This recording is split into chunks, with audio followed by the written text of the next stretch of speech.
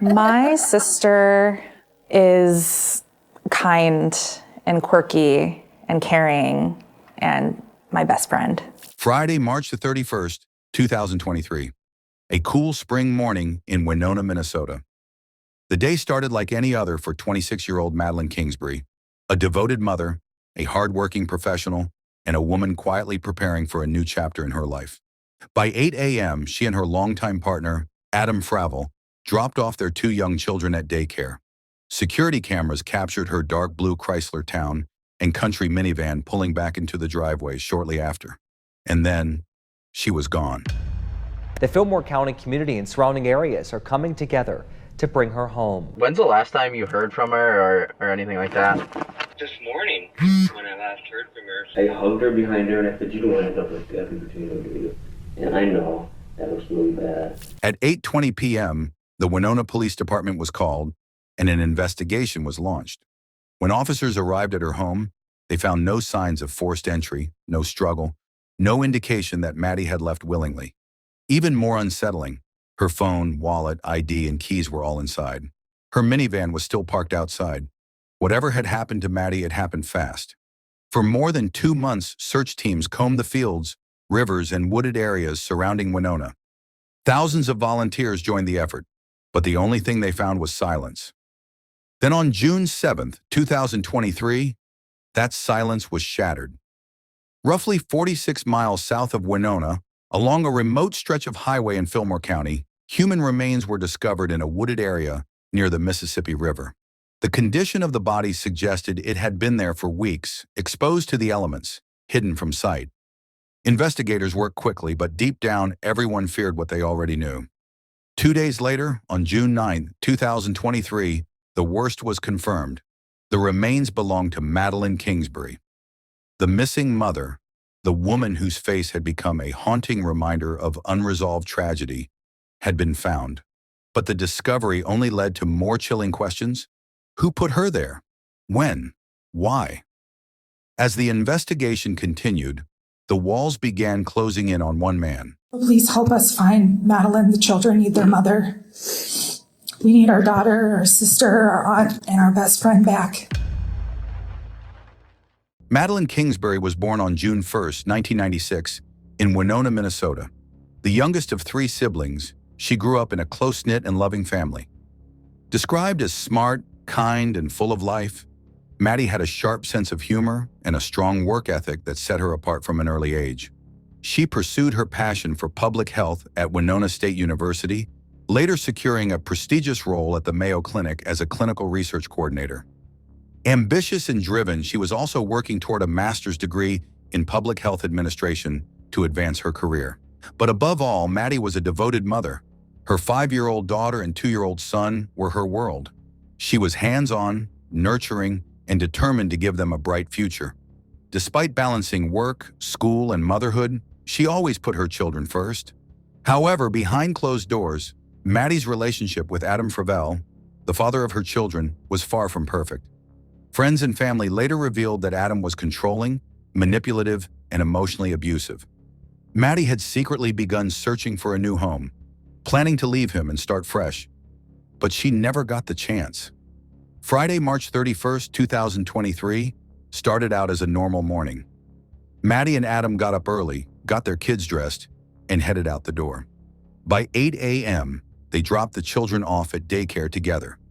Security footage captured them exiting the minivan, Maddie standing beside the vehicle as Adam walked the children inside.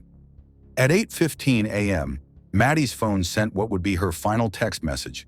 It was nothing out of the ordinary, just a routine response. But from that moment on, Maddie's voice would go silent.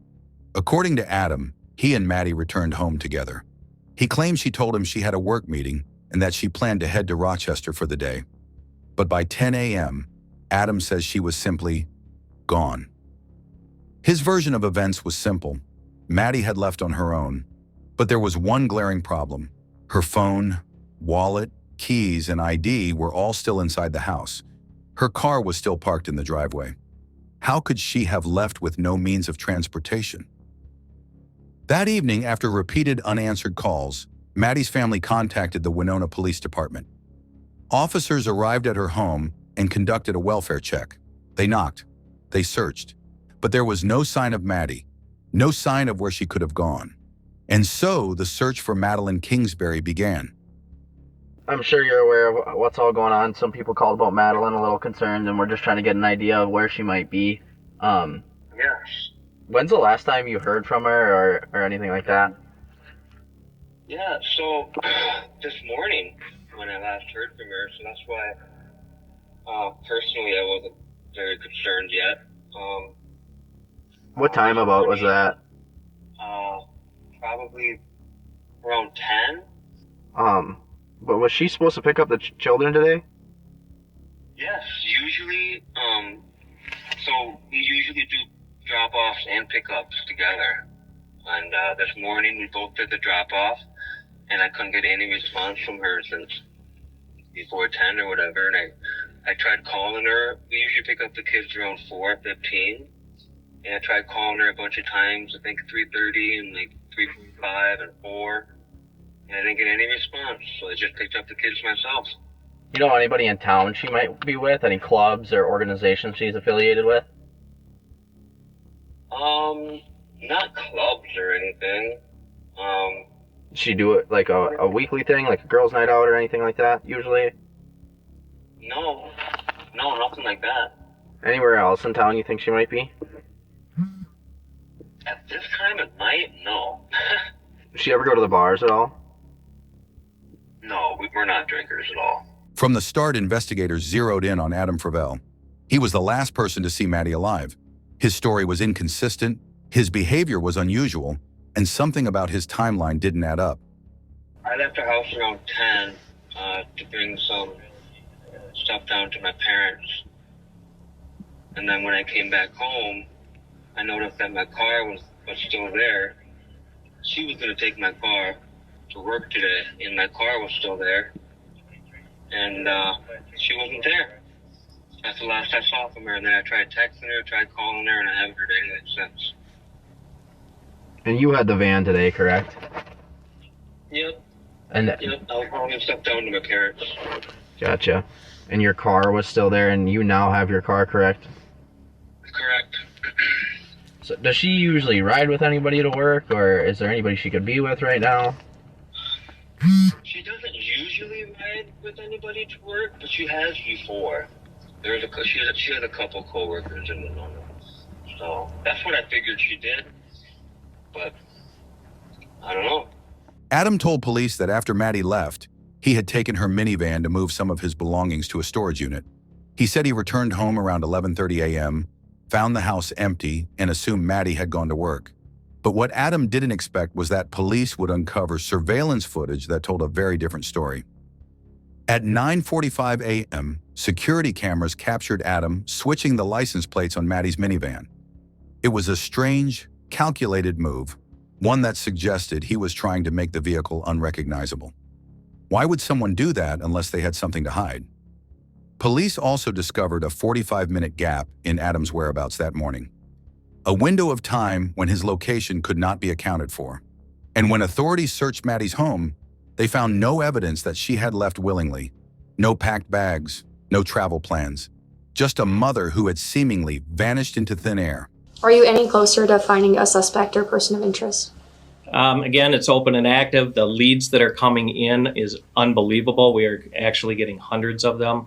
We have a lot of information that we're trying to process right now to help do that. So it continues to be open and active. As the investigation deepened, police began to uncover a history of abuse. Friends and family came forward, revealing that Adam had threatened Maddie before. He had once pinned her down and told her she would end up like Gabby Petito if she didn't listen. Maddie had confided in a friend, texting, "It wasn't funny. That's what sealed it for me." She was afraid of him. The evidence was piling up, but without a body, police couldn't yet make an arrest. All they could do was wait. For more than 2 months, search teams combed through fields, rivers, and wooded areas, hoping to find Maddie. Thousands of volunteers joined the effort, but there was nothing. Then on June 7, 2023, police received a tip. A discovery had been made. Human remains were found near a wooded area in Fillmore County, roughly 46 miles from Maddie's home. The location was strategic, hidden, far from immediate suspicion, but law enforcement had been watching Adam's movements for weeks. They knew this area was familiar to him, and when the forensic results came in, the worst was confirmed. The remains belonged to Madeline Kingsbury. I'll ask again, do you know where Maddie is? Did you have anything to do with her disappearance? I do not. Okay. I just think you're dealing with a lot here. I think you've been dealing with a lot here. You have a 5-year-old and a 2-year-old together. So I think something happened in that apartment. Well, from you guys' perspective, why would I hurt or make the mother of my children disappear? Because you're pissed. I don't know that. Maybe it just happened. I don't know, but more happened, Adam. And I'm not saying that on a whim. I'm saying that based on the last 30 hours that we've spent on this case. Adam, you gotta live too. And I just think you're holding back here. You know more. No, I don't. I don't know. Maddie and I do not have any history of of violence besides emotional. Unfortunately, that's not what I heard either. We've never laid hands on each other or anything like that. So why someone would say that, I don't know. I know I can tell you. I don't. I'm struggling because you guys went home. Her jacket was in the house. Her bag for work was there. Where was her phone? Did you guys ever find her phone? Yes. Oh, okay. So why would she leave all that behind? And no vehicle is gone, and her jacket is there. I'm stuck there, and then you leave a couple hours later, and I'm just having a hard time with it. Adam, do you know that there's like some zip ties or something in the back of your van? Yeah. What's up with that? I think we have that like in the storage compartment or something like that back there, where she has other materials that. Okay. It's just stuff that we keep in the van. Okay. What do you use those for? I don't know why I didn't put those there. Okay. It probably wasn't something. Oh, maybe because a couple weekends ago she took the van up to her dad's. Her dad put a new oil pan. Some kind of major repair he did on the engine, and I know he had to zip tie something. Maddie mentioned he had to zip tie some vacuum hoses or something together. Maybe that's what it was from. Okay. But I've never personally used Timeline is off, and these text messages where you're kind of suddenly worried about her, they don't make sense, and they almost seem like they're intentional. They almost seem like they're breadcrumbs that you knew the police would pick up. Okay. And I'm trying to work with you here. Again, I'm just saying now I'm not going to say much because now my wall is up and I'm probably going to have to get a lawyer because I'm feeling really accused and stuff. Okay. I mean, you can ask what you want and I'll answer. I'm just saying I'm putting up my defense now. I've been working with you guys completely, but now I'm getting accused of stuff, so All I can say to that is we wouldn't do another job. No, I get that too. So. Only because I'll reiterate again, you were the last one to have seen her. You were the last one to be in the house. You spent time with her able when you went access to your house, you had access to your cars. You went home with her. And so that's why. It's out. I don't know. I'm just as confused as you guys, you know what I mean? Like, and I know, I get it, I'm a suspect, and we recently broke up and everything, I get it. But I'm completely compliant. I mean, right? Yeah, you've been great. Okay. You've been cooperative, absolutely. And I appreciate that. Whatever you guys Thank you need. for that. I'm struggling with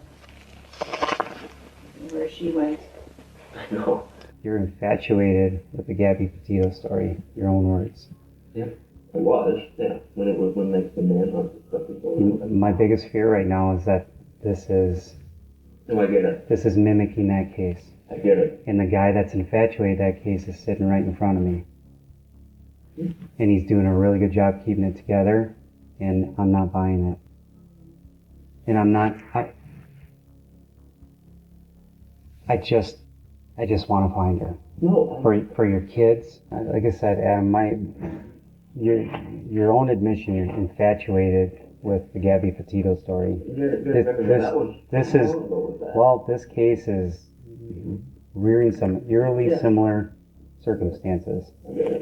She also said that you made a commentary that if she doesn't listen, that she's going to end up like Gabby Petito. That's what she told several people, and we interviewed those people, and they told us that individually, not having talked with each other. Yeah, I know what you're talking about. So this was a it's an unsolved that. This was when that was going down. When I don't know when this Gabby Petito thing happened again, 2020 or something down there. But I just remember I was infatuated with the case. It was just it was a man like I was just into the news on it. And I can remember it very vividly. I went outside. I think I put trash outside or something. I came back in, and then I came up behind her and I hugged her. And it was so stupid. I was just trying to make a joke, but I hugged her behind her and I said, "You don't want to end up like Gabby Petito, do you?" And I know that was really bad. That was a really stupid joke, but it was honestly just a joke for a moment, and inappropriate. But yeah, this was when that was happening. Nothing like that. No, this is when that case was going on. Were you guys joking around that day? Were you not getting along that day? What was it like that day? No, like I said, it was literally just a joke, and it was just, Yeah, it's not a very good joke. I know, and it makes me look bad. I get that. That's the truth. I don't know what else to say. I appreciate explaining this. This happened. It was at the townhouse. I don't remember what year. When she told the other people, she said it occurred during a time when you guys were a possible breakup, and that's when you made that statement. I won't say that. Well, that's what she's saying to her friends. Okay. And you said she doesn't lie, and it sounds like she tells you to your face that she's seeing someone new. So. So what? So I mean, that's a pretty interesting statement that she's making, and I'm trying to learn about her through her words to other people, through her phone, through her coworkers, through her friends, through her family, through you. And I can tell you that it appears that this relationship was not going super well, to the point that she's wanting to get out of there as soon as possible. I would agree with the last thing you just said about wanting to get out of there as soon as possible, because if that was the case,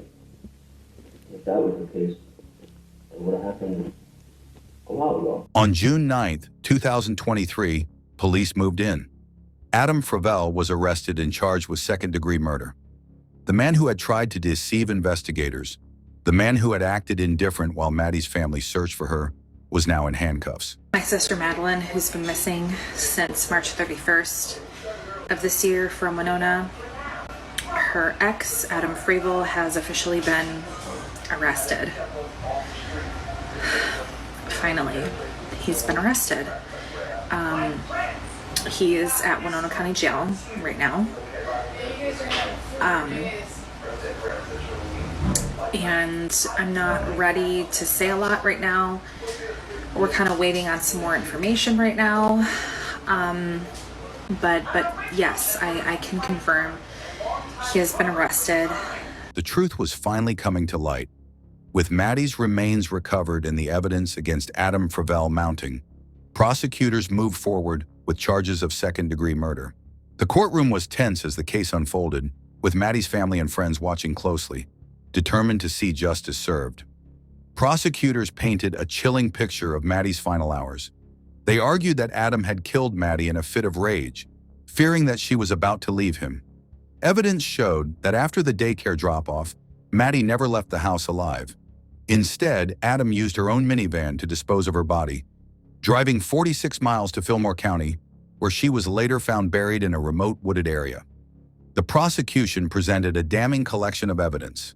Adam's contradictory statements, surveillance footage of him switching license plates, and digital forensic data tracking his movements to and from the disposal site.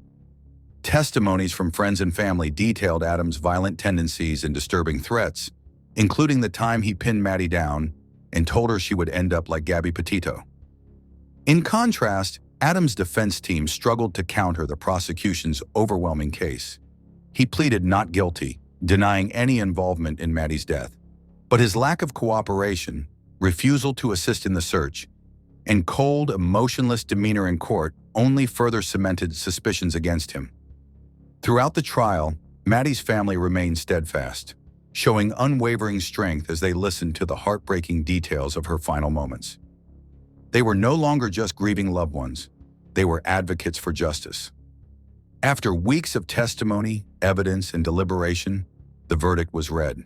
Well, that jury coming back a little bit after 11 o'clock today to deliver these verdicts on 4 counts. There's first-degree murder, there's 2 counts of that, and then 2 counts of second-degree murder. In the end, for sentencing, it really only matters about sentencing on the top count here. But, you know, this is something that the prosecution said was very much a case about digital evidence, something you didn't see 10 years ago, 20 years ago. So much about location data and text messages. A lot of the text messages that really illustrated a volatile relationship between Adam Fravel and Maddie Kingsbury. And afterwards, her family and her friends all expressed the importance they feel of the work of using this case to help women who are victims of domestic abuse. The weight of the truth had prevailed, and Adam Fravel was finally held accountable for taking Maddie's life.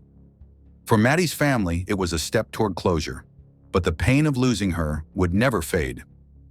Madeline Kingsbury's life was stolen far too soon, but her story does not end with her tragic death. She was more than a victim. She was a mother, a daughter, a sister, and a woman with dreams and ambitions. She was loved by many, and her impact on those who knew her will never fade. While her family found some relief in seeing Adam Fravel convicted, their fight is not over. Justice for Maddie is not just about a guilty verdict. It's about making sure no one else suffers the same fate. In the wake of her murder, Maddie's family has become advocates for domestic violence awareness and missing persons cases. They have used their voices to shed light on the warning signs of abusive relationships, urging people to recognize when a loved one may be in danger. When you think of her story of, leaving her kids at the daycare, ready to go to work, a mom who loves her children. It just resonates with everyone.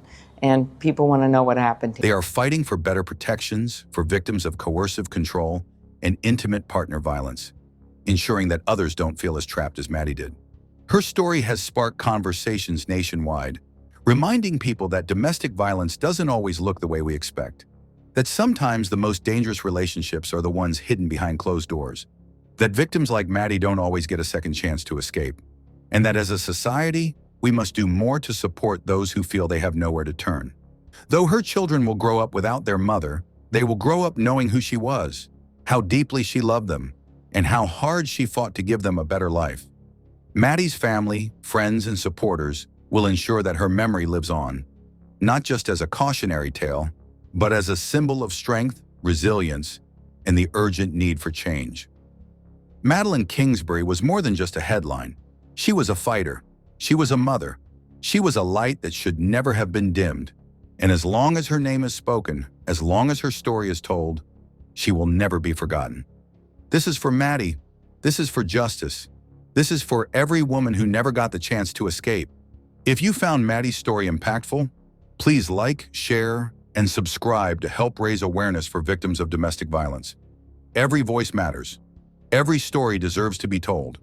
Since we don't communicate with him and his family, all we can really go off of is kind of what they say on social media. Mm-hmm. And it's mostly, you know, they're upset that they're maybe not involved in certain things, but, you know, they haven't been particularly, they haven't planned anything of their own, I guess I'll say. Any vigils or searches or get-togethers, anything like that. A newly released police report tonight uncovers the motive for the murder of a Western Michigan University student named Anaya Mack. Lewis shows these text messages from Pastor Strickland to Mack, where Strickland says he's trying to give the WMU student the best she's ever had. He's got something in his hand. Something in his hand. On a quiet summer night in June 2018, the Kalamazoo Police Department received what seemed like a routine call, a missing persons report. A concerned friend had reached out, worried about 24-year-old Anaya Mack, a bright and promising psychology student at Western Michigan University. She had not been seen or heard from in days, an unusual absence that raised alarms among those who knew her best. It's unlikely. It's unlikely to just not answer her phone, it sounds like. If anything is going on, I'm like pretty much the only person that she has here besides her family. But like me and her, we have been best friends for 24. I'm only 24, but we have been best friends our entire being, basically. When officers arrived at Hunter Ridge Apartments, where Anaya lived, they expected to find an overworked college student who had simply taken a break from social interactions. It's a roommate's room with the TV flashing. So it looks like somebody is home at least. Maybe not. He's working on getting a phone number for a roommate right now. Hi, is this Cora? Cora, this is Anaya's best friend. Are you at home? Anaya has been missing for 2 days, to my understanding. I drove all the way here from Muskegon because yes, because the police are here as well. Is she up there? She's coming here. Okay, thank you. But as they stepped onto the property, they noticed something strange. Inside the apartment, the unsettling discoveries continued. The bathtub was filled with water, as if someone had started a bath but never taken it. A television was left on, flickering against the walls of an empty apartment. The laundry machine was running, containing men's clothes mixed with household linens. But of Anaya herself, there was no sign. When was the last time you were here before? This morning I came back from work around like 6 and I went to the movies and I came back here. When's the last time you saw her? Not before Saturday. I left home for graduation. I graduated Saturday. You come in. And then this is her room right here. But someone was here today because they turned on the air and they put some clothes in the washer. So when I was gone, like I thought maybe she came. But Have you seen her boyfriend around here? I haven't seen anybody, honestly. But I left for the weekend, so I thought maybe she just went home. At first glance, there were no clear signs of foul play. But as investigators would soon discover, this was no ordinary disappearance. I think it's just a little fishy. He's the only person we haven't talked to. Yeah, the wife. She's gonna end up calling in the morning. I hope so. Where the hell's she been at though? Both of her cars are here. Boyfriend has no car. Her best friend, her parents, her god sister, her pastor. She's been at work. And from what other people have said, has the boyfriend been around her the last couple of days? Well, he claims he hasn't seen her since Sunday either. What about talking with her? Yeah, I need to get that from him. Anaya Mack was the kind of person who lit up every room she entered. With an infectious laugh, a sharp mind, and a compassionate heart, she had spent her entire life striving for excellence. In high school, she was a star student, an athlete, and an active member of various clubs. Even in college, her passion for helping others was evident. She worked at Great Lakes Alternative Research Center, assisting children with autism. Her personal life was just as full. She had a strong support system of friends and family who adored her. She was deeply involved in her church, singing in the choir and dancing with a local performance group.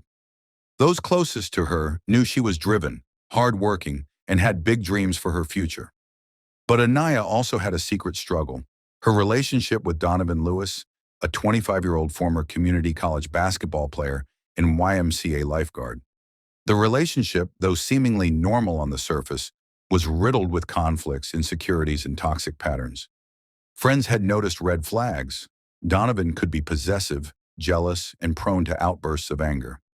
Anaya had confided in some friends about past incidents, but no one could have predicted just how dangerous things would become. Do you think this is an actual? Like an actual missing person? Well, nobody knows where she's at right now. She's missing. Like, okay, well, I do, mean, like... do I think that she's endangered? No. Absolutely not. We've got nothing to lead us to believe that she's endangered other than the fact that boyfriend was an asshole at one point. I don't know. There's still somebody coming and going from the apartment. That's the weird part. Yeah. But like roommate hasn't seen her in almost a week. He doesn't think anything of it. The last time anyone had spoken to Anya was on Sunday, June 24th, 2018. That evening, she and Donovan had yet another argument, this time over messages Donovan found on her phone. These messages, sent by Pastor Strickland, a respected community leader, led Donovan to believe that Anaya was cheating on him. The idea of another man in Anaya's life, especially someone with power and influence, sent him into a jealous rage. Anaya, fed up with the accusations, told Donovan she wanted him to leave for good. Like, if she was going somewhere, she would definitely pack her makeup. That's here. This looks like what would be her purse. A bag that she do her hair stuff with. That's here. Like, I'm just like, what the f-? She began packing his belongings into a suitcase, preparing to finally end their relationship. But Donovan snapped. As tensions escalated, he punched Anaya, knocking her unconscious. Consumed by anger and betrayal, he went to the kitchen, grabbed a large butcher knife, and slit her throat before stabbing her multiple times. Realizing what he had done, he placed a garbage bag over her head, stuffed her body into the suitcase she had been using to pack his things, and zipped it shut. With her lifeless body hidden away, Donovan cleaned up the crime scene as best he could.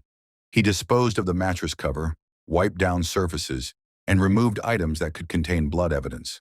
But he needed a way to permanently get rid of the body. The next day, under the cover of darkness, he carried the suitcase to a dumpster near her apartment. But as panic set in, he feared someone might find it. That night, he retrieved the suitcase, borrowed his mother's van, and drove to Comstock Creek, a secluded waterway outside the city. There, he waded into the water, sank the suitcase in the muddy depths, and left, believing his crime would never be discovered. It all began with Pastor Strickland's cryptic messages, words that ignited a dangerous spark of doubt in Donovan's mind. Now let's look into the case to find out more about the pastor's connection to Anaya Mack's tragic story. Was he just an innocent figure whose words were misunderstood, or was there something more behind them? As we uncover the clues, we might discover a truth that changes everything we thought we knew. When police first entered Anaya Mack's apartment, they were met with an unsettling combination of normalcy and strangeness. There were no obvious signs of forced entry, a struggle, or visible blood stains. Yeah, somebody definitely came in today, for sure. Because when I left, the air wasn't on. Does her boyfriend ever come over here and do any laundry or anything? Yeah, they always do laundry together. Okay. So it's not like out of the ordinary. Does he have a key? I don't think so. That's what I'm saying. Like somebody was here because I don't think he has a key. Usually if he's coming, like I'll leave the door unlocked. Like if I know he's here, or like she'll leave the door unlocked. I don't even see her key. Things officers typically looked for in missing persons or homicide cases. The apartment appeared lived in, with the television still on and the air conditioning running. But the eerie absence of Anaya herself made everything feel wrong. The more officers searched, the more bizarre details they uncovered. The bathtub was full of water, as if someone had drawn a bath but never got in. The washing machine was mid-cycle, containing men's clothing and household linens, including bath mats that were missing from the bathroom floor. It was as if someone had been cleaning up or covering their tracks, but there was no clear evidence to suggest what had happened. Outside, the mystery deepened. Anaya's white 2008 Chevy Malibu was parked in the lot, missing its license plates. Strangely, another identical white Malibu sat nearby, but this one had her plates attached, despite being registered to a man named Gustavo. Did you hear what I found out about the plates? Her car, her Malibu over there in the corner, the plates missing off of it. I found it on another Malibu, a couple spots down. It's not registered to her, which is kind of strange. So they swapped the plates on the cars? Yeah. There's a white Malibu that comes back to her by the VIN. No plate. The plate that belongs on it is on another Malibu. A few spots down, another white Malibu. Somebody else's name. Gustavo fellow? Yeah. Both cars had flat tires, making it clear that neither had been driven in recent days. This raised a troubling question. If Ania had left, how did she go? Officers began speaking with Ania's friends, family, and neighbors, piecing together the last known moments before she vanished. They learned that no one had spoken to her since Sunday, June 24th, days before she was officially reported missing. The more people they interviewed, the more it became clear that her boyfriend, Donovan Lewis, was a person of interest. Friends described a troubled relationship filled with jealousy, control, and emotional abuse. They recounted past incidents where Donovan had been physically aggressive, including an altercation where he trapped Ania's arm in a car window and drove off with her stuck. They revealed that the couple had frequent arguments, often over Donovan's insecurities and accusations of infidelity.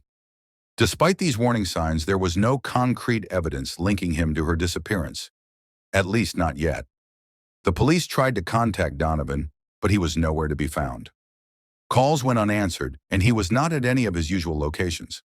At this point, authorities did not yet have proof of a crime, but Donovan's absence only deepened their suspicions. If he was truly worried about his missing girlfriend, why had he not reached out?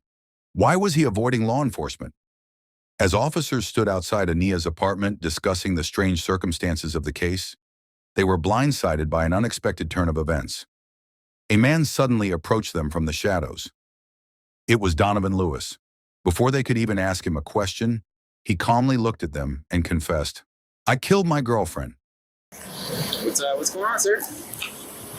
Right here, we talk about on the way. Just tell me now. I killed my girlfriend. Where is she? Where is she? She's in the creek. Where at? You got any weapons on you, Don? I don't have anything, so. You get that down. Alright, I gotta read some stuff to you real quick, okay? It was a moment that stunned the officers.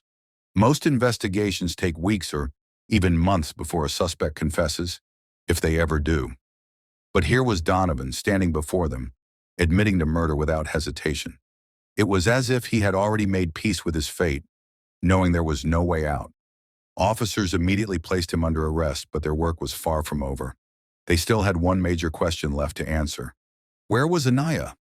Is she in the trunk of one of these cars? No. He told us that he's in creek somewhere on the east side. So we're thinking maybe on the east side of the town too. In the creek? In the creek. Okay. Well, that took a twist. Yeah, I'm thinking that way at all.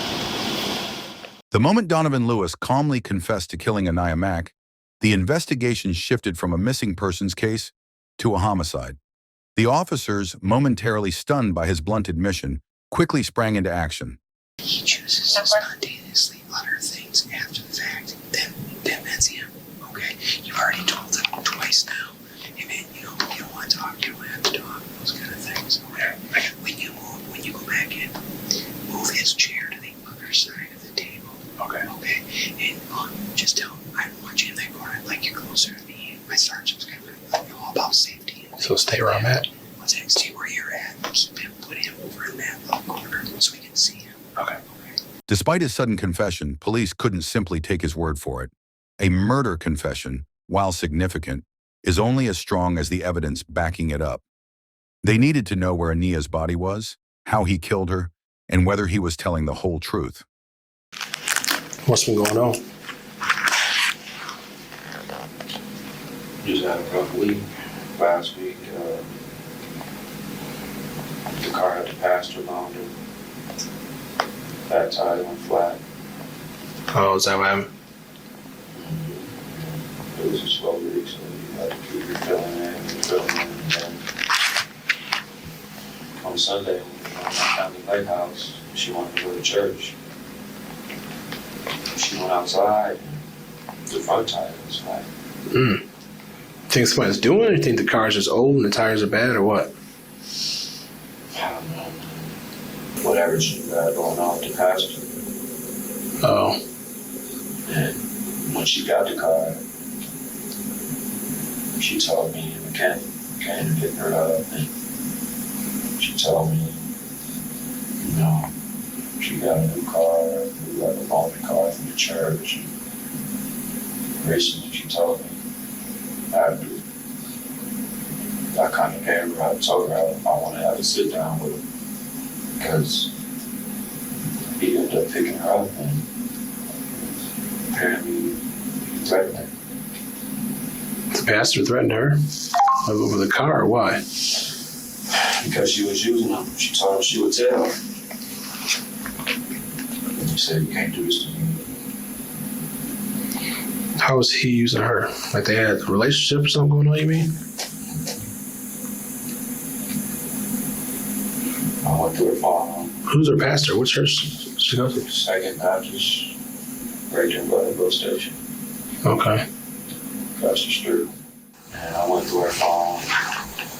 She tussled with me about her phone and all this. She died on her phone. Kind of got in like a fetal position with all her knees in her hands and saw that I was a pastor and saw what he said. And, you know, she kind of just gave up. And gave her the phone. And all the time she was laughing. Grinning. When she gave me the phone, she was grinning and laughing. Because you know, okay, if I do make that accusation, she could have that reaction that she had. Donovan, however, seemed oddly cooperative. He didn't ask for a lawyer, nor did he hesitate to answer their questions. He described in detail how he had stuffed her into a suitcase, transported her in his mother's van, and sank her body in the muddy depths of the creek. Despite his admission, investigators weren't willing to take everything at face value. It was possible that he was hiding key details or leaving out elements of the crime. They also needed physical evidence to support his claims. The next step was clear: recovering Anaya's body and verifying every part of Donovan's story. It's a little bit sloped right there. Now, Donovan, did you have her on this side of the guardrail first? In a suitcase, or did you bring her all the way down here? All the way down. All the way down here? Okay, so you wheel her in the suitcase all the way down here? Okay. And you park back up by where the SUV is? And how do you where the white truck is? 10 feet that way. And how do you get her in the water? You just threw her in the suitcase into the water. Okay, and this is the right spot? Okay, where do you want these guys to go? Straight. Straight down? Switch sides. The sun's not in my Sure, no problem. We're on camera, guys. Here we go. Yeah, we're on camera.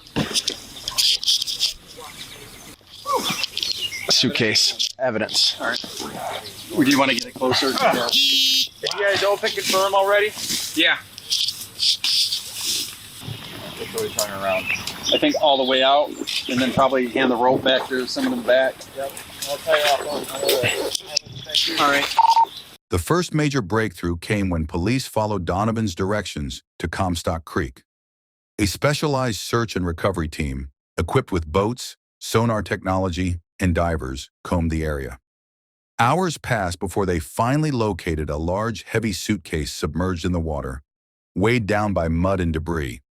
Inside, they found Ania's lifeless body, just as Donovan had described. The discovery was heartbreaking, but critical. It meant they had irrefutable proof of the crime. Forensic pathologists conducted a thorough autopsy, which revealed multiple stab wounds and a deep slash across her throat, confirming homicide as the cause of death.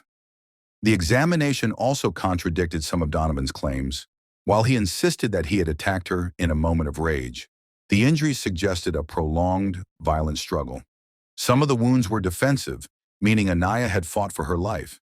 This evidence undermined any attempt at a self-defense claim and painted a picture of a premeditated killing. As the prosecution prepared for trial, a disturbing subplot emerged. Investigators uncovered that Donovan had made previous attempts to cover up the crime, including cleaning Anaya's apartment, disposing of evidence, and misleading her friends about her whereabouts. He had even tried to maintain the illusion that Anaya was still alive. In the days after her murder, he had used her phone to send messages to friends and family, possibly to buy himself time before suspicion fell on him. These details shattered any argument that this was a crime of passion committed in the heat of the moment. Hello, I'm looking to speak with Pastor Strickland. This is he. Hi there, this is Sergeant Charles Trepa, Kalamazoo Public Safety. How you doing today? I'm doing great. How about you, sir? Not too bad, sir. I got a voicemail message from Chief Boyson saying that you had some questions about an automobile. Yes, sir. One of the automobiles that was taken related to the Anaya Mack murder. Yes, sir. One of those vehicles belonged to my wife. Okay. And we are trying to recover it. However, the story took another shocking turn when Pastor Strickland, the man whose messages had sparked Donovan's jealous rage, was exposed for unrelated criminal activity. Months after Anya's murder, law enforcement uncovered disturbing allegations against him, revealing that he had been involved in crimes involving minors within his congregation. While he was never directly implicated in Ania's case, the discovery of his crimes added another layer of betrayal to an already devastating story. A man who was supposed to be a leader in the community had been abusing his position of power for his own selfish, immoral desires. Strickland was later arrested and pleaded guilty in 2023 to charges related to and the exploitation of minors. He was sentenced to 1 year in prison, a sentence that many viewed as far too lenient given the nature of his crimes. His downfall, though separate from Anya's murder, only deepened the tragedy surrounding the case, one that seemed to expose corruption, betrayal, and the hidden darkness lurking beneath the surface of seemingly normal lives. We have video of the ending of a manhunt for a suspected murderer who escaped from the Kalamazoo County Jail. His name's Donovan Lewis. He's now back in custody. He's charged with open murder in the June death of Anaya Mack. The two had been dating. He told police that he was jealous of her relationship with a local high-profile pastor. Police say that's why he killed her and then put her body in a suitcase. While awaiting trial in Kalamazoo County Jail, Donovan shocked authorities once again by orchestrating a daring escape attempt. During recreational time, he took advantage of a brief lapse in security, scaling two 15-foot fences topped with razor wire. He suffered deep cuts from the razor wire but managed to reach the outer perimeter before officers caught up to him just 30 minutes later. His escape attempt not only added additional criminal charges, but also revealed his willingness to go to extreme lengths to avoid facing justice. Facing overwhelming evidence, Donovan chose to accept a plea deal.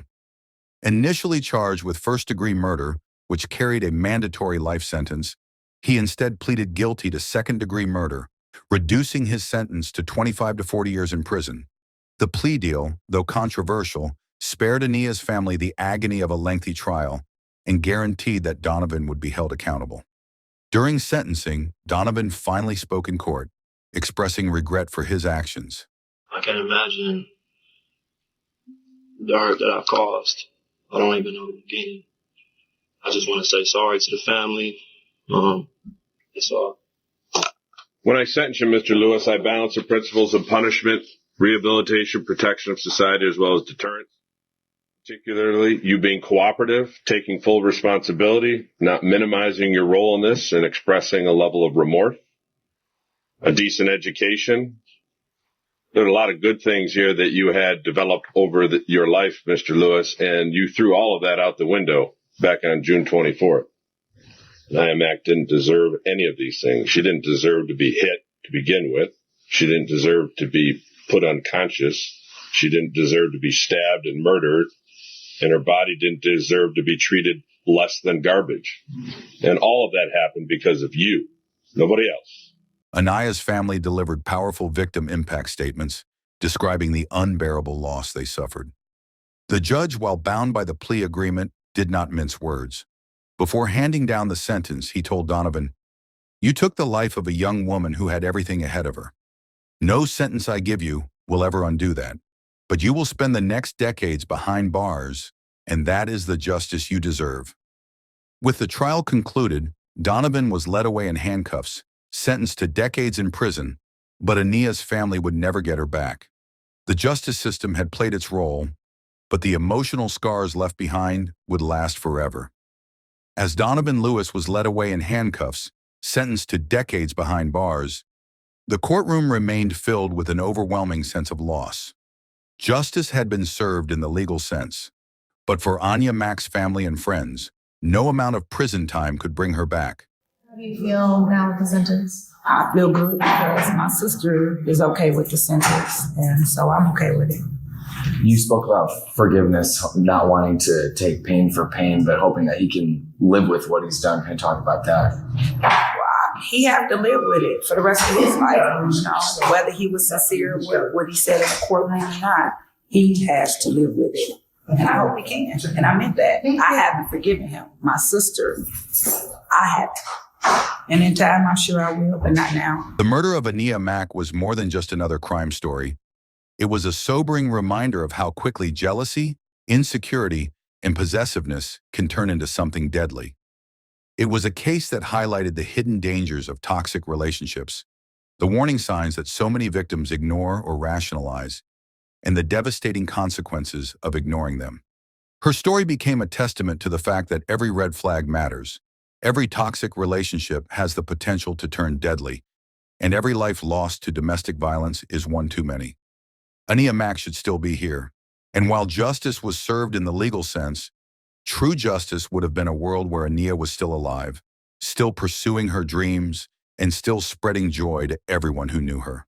In her absence, those who loved her continued their mission to make sure that her death was not in vain and that her story could save others from the same fate. If you found this story informative and eye-opening, please like, share, and subscribe to help spread awareness about domestic violence and toxic relationships.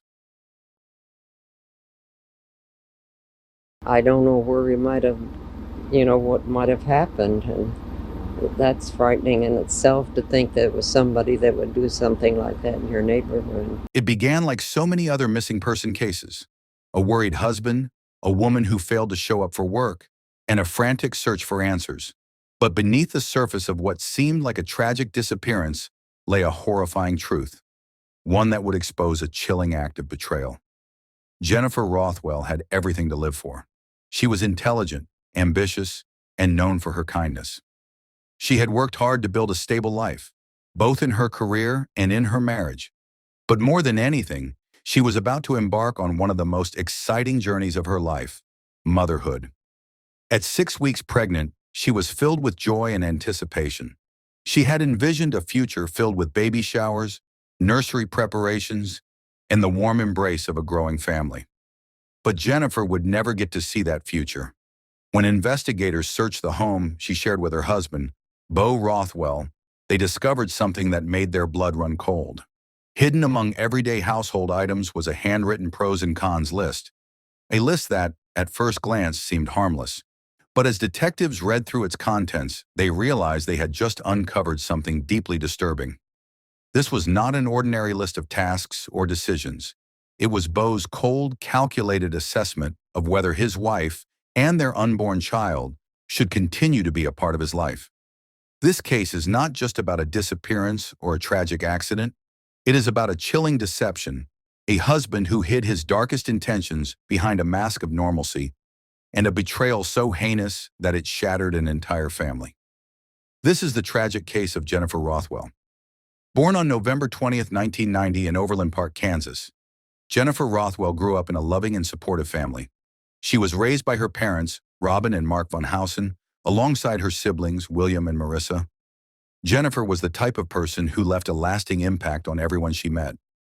Described as kind, intelligent, and full of life, she had an infectious energy that made her easy to be around.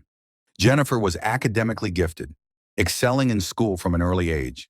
She attended Park Hill High School in Kansas City, Missouri, where she was known for her dedication to her studies.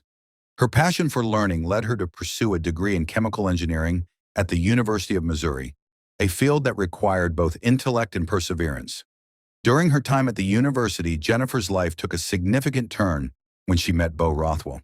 They were both chemical engineering students and were initially paired as lab partners in 2013. What started as an academic collaboration soon blossomed into a romantic relationship. Their bond grew quickly, and within 2 years, Bo proposed. Jennifer, deeply in love, accepted without hesitation. On September 26, 2015, Jennifer and Bo were married in what seemed like the beginning of a perfect life together. Jennifer was working as a process engineer at DuPont in St. Louis, and Bo had secured a position at Ambitech Engineering. By all outward appearances, they were a successful, happy couple with a bright future ahead. But beneath this seemingly perfect union, cracks had already begun to form. Cracks that Jennifer had no idea would soon bring her life to a violent and tragic end. On November 12, 2019, Jennifer failed to show up for work. This was completely out of character for her. She was reliable, punctual, and dedicated to her job. When her coworkers couldn't reach her, concern quickly grew. At home, Bo Rothwell reported his wife missing, claiming that he had last seen her the previous night. According to him, everything had been normal. Jennifer had spent the evening watching television before going to bed, but now she was gone without a trace. Bo insisted that he had no idea what had happened to her. Later that day, authorities discovered Jennifer's car abandoned a few miles away. Her phone was still inside, but Jennifer was nowhere to be found. This discovery raised immediate red flags. Jennifer, who was pregnant and always cautious, would not have willingly left her phone behind. And if she had left voluntarily, why hadn't she taken her car? While Bo went on social media, posting emotional pleas for Jennifer's safe return, investigators began analyzing his behavior. Something didn't sit right. His reactions seemed rehearsed. His concern felt forced. And when detectives requested permission to search his home, Bo refused and immediately hired a lawyer, a move that sent alarm bells ringing. With a search warrant in hand, detectives entered the Rothwell home, and what they found inside was nothing short of horrifying. In the basement, the carpet was soaked with bleach. The smell was overwhelming, almost suffocating. A fan was blowing at full speed, aimed directly at a section of the floor, as if someone had been desperately trying to dry something. The windows were wide open, despite the freezing temperatures outside. But the most chilling discovery was a large hole in the basement wall, as if something or someone had been violently smashed against it. Forensic testing revealed what detectives had already suspected. The stains on the basement carpet were blood. DNA tests later confirmed that it belonged to Jennifer. At that moment, the case shifted from a missing person investigation to something far more sinister. The most damning evidence, however, was a handwritten note found among Bo's belongings. It was a pros and cons list, a chilling analysis of whether he should leave Jennifer. Among the pros were things like a fresh start, better intimacy, and more respect. On the cons list, he had written disappointing family, financial strain, and having to move. Jennifer herself was nowhere on the list. As investigators pieced together the final days of Jennifer Rothwell's life, they uncovered a devastating truth. Bo had been living a double life. While Jennifer believed she was in a loving and committed marriage, Bo had been carrying on a secret affair. Phone records, deleted text messages, and online activity revealed that Bo had been involved with another woman for a significant period. Although the identity of his mistress was never publicly disclosed, their conversations made one thing clear. This was not just a meaningless fling. Their relationship was deep, ongoing, and full of discussions about a future together, one that did not include Jennifer. When Jennifer discovered she was pregnant in 2019, she was overjoyed. Having struggled with endometriosis, she and Bo had faced difficulties conceiving, and this pregnancy was something she had longed for. But for Bo, the news did not bring happiness. It sent him into a spiral of panic and resentment. Instead of sharing in his wife's excitement, he turned to his mistress, confiding in her about his distress. In one of their text exchanges, he expressed regret, frustration, and desperation over the pregnancy. Writing, "I feel trapped. Jennifer took a pregnancy test and it came back positive. Believe me, this is not what I want." His words lacked any trace of joy or support, and instead, they revealed the cold reality that Jennifer had no idea she was facing. Her own husband did not want the child she was carrying. Bo didn't just express disappointment, he began planning. In a shocking exchange with his mistress, he laid out 3 possible solutions to his situation. First, he could end the affair and stay with Jennifer, pretending as if nothing had happened. Second, he could confess to Jennifer about the affair and seek a divorce. And then there was the third option, wait and see if something happens to the pregnancy. The vagueness of that last statement was chilling.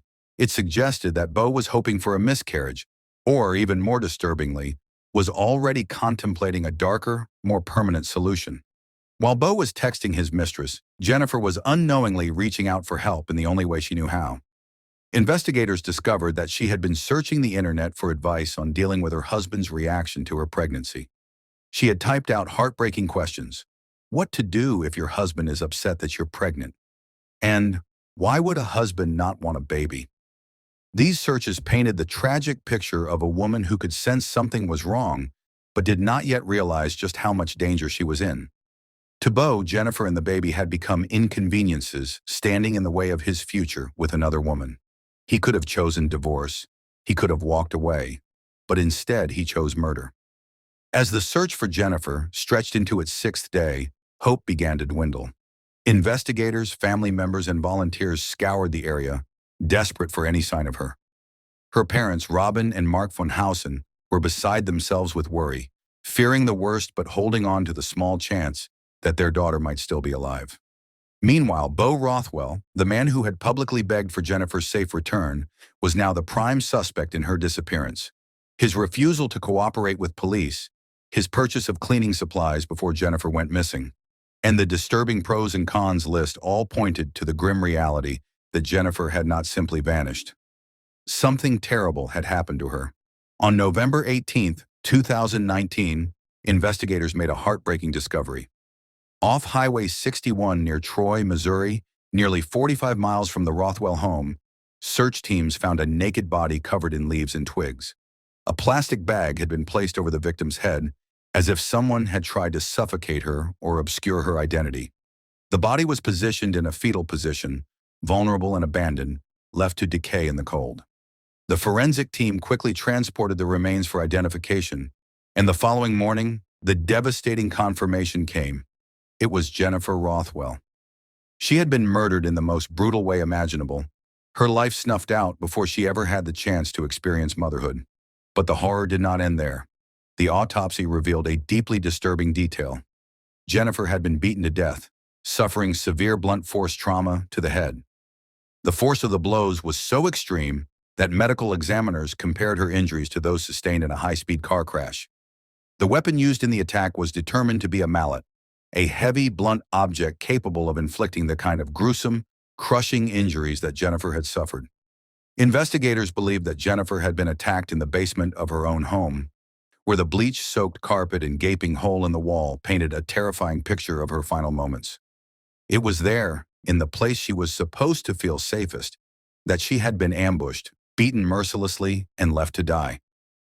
Even more tragic was the fact that Jennifer's unborn child had died with her. At just 6 weeks pregnant, she had been carrying a new life inside of her, a baby she had longed for and cherished. That life was also stolen in the most cold-blooded way, never getting the chance to take a first breath. The paternity test conducted later confirmed what Jennifer had never doubted. The baby was Bo's. This revelation destroyed the defense's later claim that Jennifer had provoked the attack by telling Bo that the baby wasn't his. The truth was simple. Bo never wanted the baby, and he never wanted Jennifer. When news of Jennifer's murder broke, the grief was unimaginable. Her parents, who had held on to hope that their daughter might return home, were shattered. Friends and loved ones who had known Jennifer as the bright, kind, and joyful person she was, struggled to come to terms with the senseless violence that had ended her life. The community that had rallied to find Jennifer was now mourning her. She had been killed by the very man who had vowed to love and protect her. With Jennifer's body found and the evidence overwhelmingly stacked against him, Bo Rothwell was arrested and charged with first-degree murder, tampering with evidence, and abandoning a corpse. The man who had pretended to be a worried husband, who had participated in search efforts and posted on social media pleading for help, had known all along exactly where Jennifer was. because he was the one who put her there. As the details of Jennifer Rothwell's murder came to light, the case against Bo Rothwell became overwhelmingly clear. He had carefully planned out his actions, taken deliberate steps to cover up his crime, and feigned concern in an attempt to deceive the public. But now his mask was about to come off in front of a courtroom filled with people seeking justice for Jennifer. Bo's trial began in April 2022, nearly 3 years after Jennifer's murder. The prosecution built a strong and undeniable case against him, presenting the jury with damning evidence that his actions were premeditated. They highlighted the fact that Bo had purchased cleaning supplies, bleach and gloves just 1 day before Jennifer disappeared, making it clear that he had planned to dispose of evidence well in advance. The prosecution also introduced the handwritten pros and cons list found in Bo's belongings, perhaps the most chilling insight into his cold and calculated thought process. It showed that he had been deliberating whether to stay with Jennifer, listing reasons why he wanted to leave her, but failing to consider her life, her feelings, or even their unborn child. In addition, surveillance footage was presented showing Bo entering a store the night before Jennifer's disappearance and purchasing the exact cleaning products and tools later found in their home. This was further supported by the forensic evidence collected from their house, where police had discovered bloodstains, bleach-soaked carpet, and a hole in the basement wall. Every piece of evidence reinforced the prosecution's argument that Bo had not acted in the heat of the moment, but had carefully orchestrated the murder. Despite this overwhelming evidence, the defense attempted to argue that the killing was not premeditated. They claimed that Bo had confessed to Jennifer about his affair on the night of November 11th, which led to a heated argument between them. According to their version of events, Jennifer had allegedly provoked Bo by telling him that the baby was not his, causing him to snap in a fit of rage and attack her with a mallet. The defense tried to paint Bo as a man who had made a terrible mistake in the heat of passion, not a cold-blooded killer. However, this argument completely fell apart when the prosecution presented Jennifer's online search history. Just days before her murder, she had been searching for advice on how to handle a husband who was unhappy about a pregnancy. If Jennifer had truly been unfaithful, why would she be so concerned about her husband's reaction to the pregnancy? The paternity test results also debunked the defense's claims. Jennifer's baby was indeed Bo's, meaning his entire excuse for the attack was built on a blatant lie. Throughout the trial, Bo remained mostly emotionless, only breaking down in select moments, such as when his own text messages were read aloud. His attempts to cry in front of the jury felt hollow and insincere, especially when contrasted with the devastating testimonies from Jennifer's family. Her mother, Robin, spoke about the unbearable loss of her daughter and unborn grandchild, painting a heartbreaking picture of a family forever shattered by Bo's selfish actions.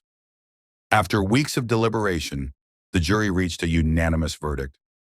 On April 28, 2022, Bo Rothwell was found guilty of first-degree murder, tampering with evidence, and abandoning a corpse. His conviction meant that he would not be eligible for parole, ensuring that he would spend the rest of his life behind bars. On July 8, 2022, Bo appeared in court for his sentencing. He was given a life sentence without the possibility of parole for Jennifer's murder, plus 4 additional years for tampering with evidence and abandoning her body, sentences that would be served concurrently. Before he was taken away, Bo addressed Jennifer's family, offering a weak and shallow apology. He claimed that he thought about Jennifer every day and that she was his best friend. His words rang hollow in the courtroom. Best friends don't betray, cheat, and kill. Best friends don't weigh their partner's lives on a pros and cons list and choose murder as a way out. Jennifer's family remained strong, but their grief was immeasurable. Her mother, Robin, later stated, "We thought we would have more than 28 years with her. Gone are the moments of joy with friends and relatives." A lot of my friends, they're like, "What are you doing?" And things like that. You didn't know her. And I don't look or feel it like that. I care. And a lot of people do. I know a lot of people do, but we're not all the same. We don't express it the same way. Jennifer's life had been stolen in the most brutal and heartless way possible, and no prison sentence would ever bring her back. Although justice had been served, Jennifer's story remains a tragic reminder of the darkest sides of human nature. A woman full of love and kindness, excited to be a mother, had been betrayed and murdered by the person she trusted the most. Jennifer Rothwell had so much to look forward to. She had spent years building a life she was proud of, excelling in her career, fostering deep relationships with friends and family, and nurturing the love she thought would last forever. At 28 years old, she was about to embark on one of life's most beautiful journeys: motherhood. She had dreamed of holding her baby in her arms, of building a future filled with love, laughter, and family. But in a single moment of cruelty, all of that was stolen from her. She had no idea that the man she had chosen to spend her life with, the man she trusted, the man she loved, was capable of such betrayal.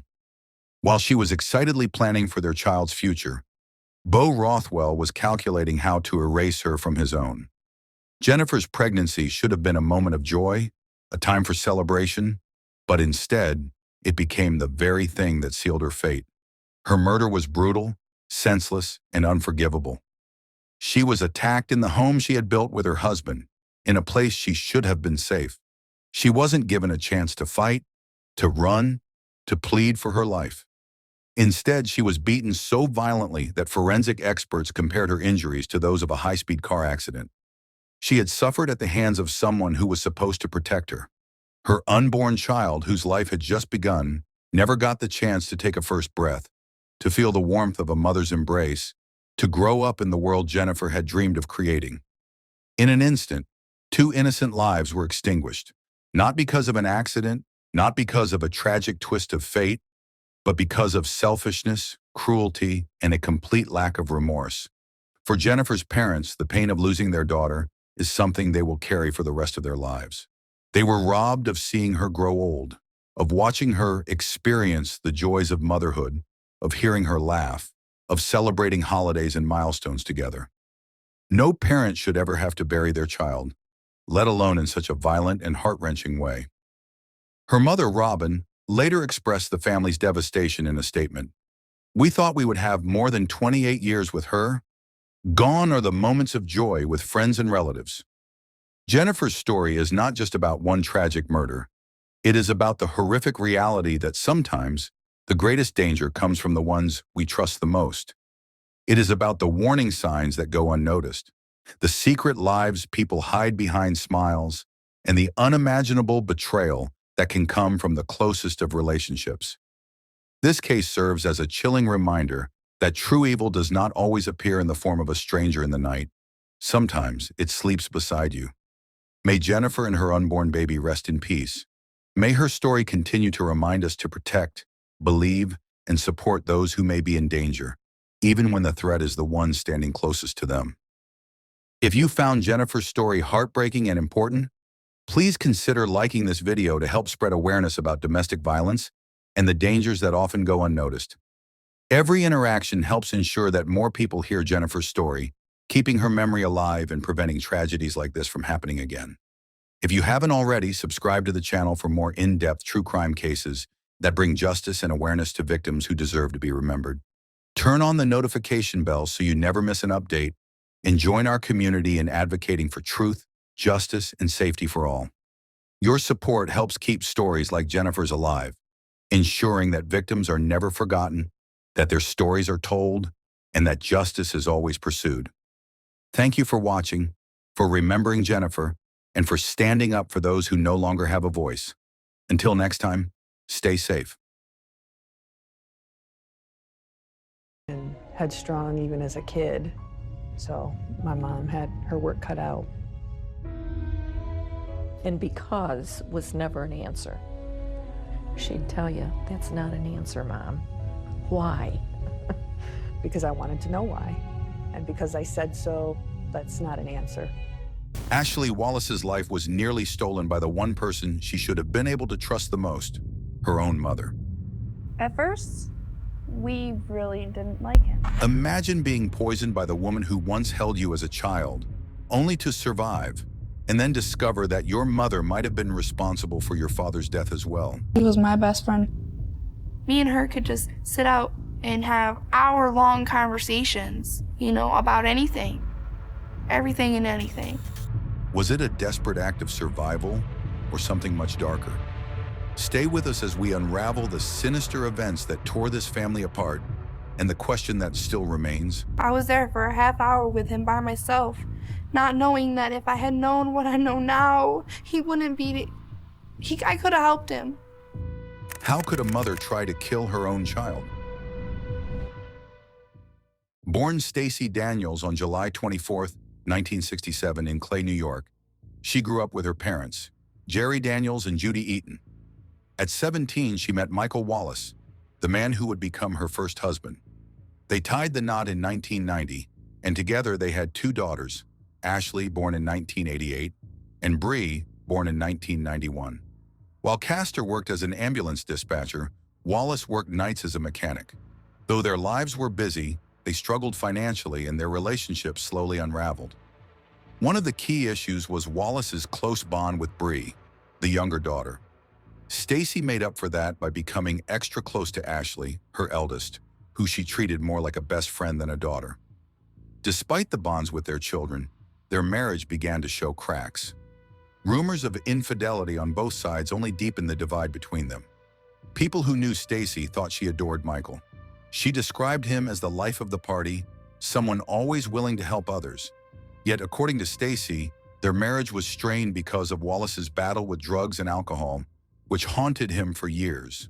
Their work schedules also kept them apart, with Stacy working days and Michael working nights. But beneath the surface of this struggling marriage, something far darker was brewing, setting the stage for a chilling series of events that would shock everyone. On January 11, 2000, Stacy Castor's first husband, Michael Wallace, passed away under strange circumstances. A former friend of Stacy had mentioned that she had been considering divorce around the time Wallace fell ill in the winter of 1999. Wallace sought medical help, and doctors suggested he might have an inner ear disorder. However, a few weeks later, he was found unresponsive on the couch at home and was declared dead at the hospital. I'm home, and I called my mom to tell her that I was home, and he was laying on the couch. I got off the phone with her and I turned the TV on.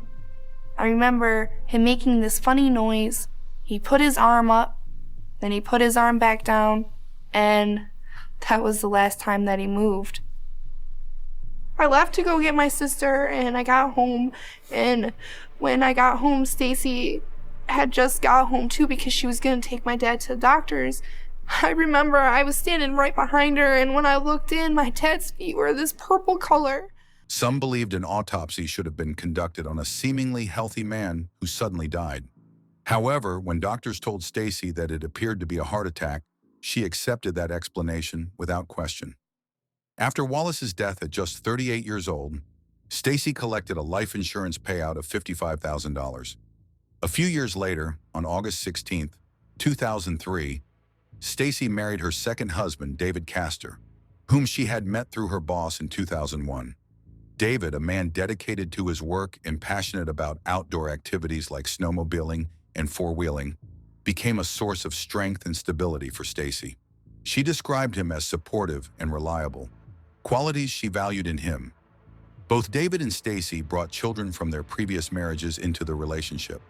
David had an adult son, David Jr., while Stacy had her two daughters, Ashley and Bree. However, her daughters weren't pleased with their mother's new marriage.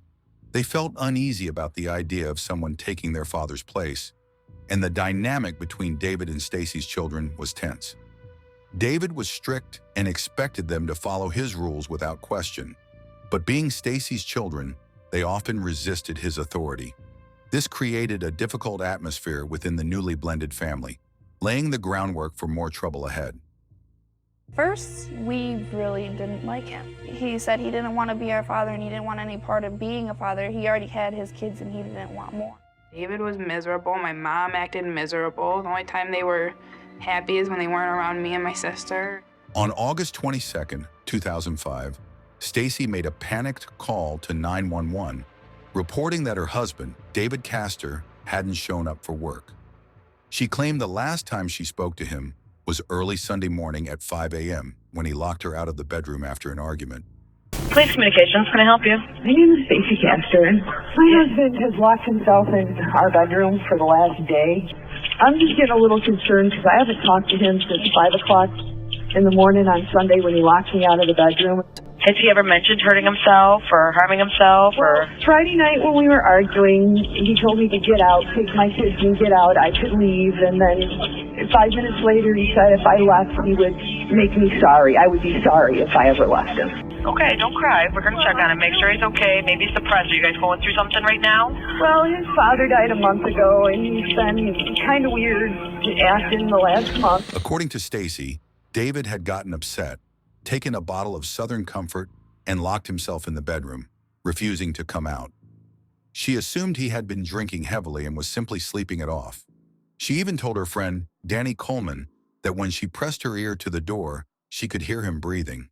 When police arrived and forced open the bedroom door, they found David Castor dead from what appeared to be a self-murder. On the nightstand, they discovered 2 glasses, one containing antifreeze.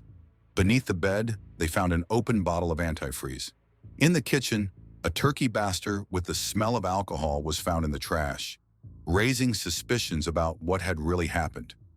Stacy told detectives that David had been struggling with depression due to the recent loss of his father and suggested that his heavy drinking and apparent self-murder were connected to his grief. However, those who knew David, including his ex-wife, Janice Poisson Farmer, did not believe he would take his own life. Detective Dominic Spinelli remained unconvinced by the self-destruction theory and launched a 2-year investigation. He found that David's will left everything to Stacy and her 2 daughters, with nothing going to his own son, David Jr., which raised more questions. Spinelli also noticed similarities between David's death and the sudden passing of Stacy's first husband, Michael Wallace. Further digging revealed that Wallace had no serious health issues, apart from a hernia. With rising suspicions that both men were poisoned with antifreeze, known for its painful and lethal effects, investigators decided to exhume Wallace's body to check for the signature crystals in his organs that were caused by antifreeze poisoning. On September 5, 2007, Michael Wallace's body was exhumed to uncover the truth behind his sudden death. The autopsy results were chilling. Sergeant Michael Norton of the Onondaga County Sheriff's Office recalled the medical examiner telling him that Wallace was loaded with crystals, a clear sign of antifreeze poisoning. Detective Spinelli, who had been investigating the deaths, realized this wasn't just a coincidence. He was convinced that both Michael Wallace and David Castor had been murdered, and Stacy Castor was likely responsible for both deaths. Police ramped up their investigation. They placed surveillance cameras at Stacy's home and at the cemetery where her husbands were buried. They also wiretapped her phone, and through one of these calls, they learned that Stacy had visited the cemetery shortly after Michael Wallace's body had been exhumed.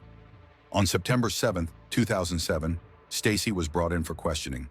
During the interview, she made a suspicious slip-up. Detective Spinelli asked her which glass she had used to pour cranberry juice for her husband.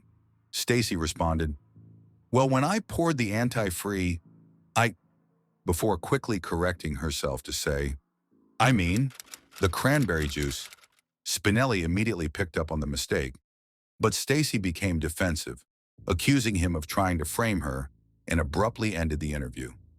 Just days later, on September 12, 2007, a new twist emerged. Ashley Wallace, Stacy's daughter, had just started her first day of college when detectives visited her with devastating news. Her father, Michael Wallace, had been poisoned with antifreeze.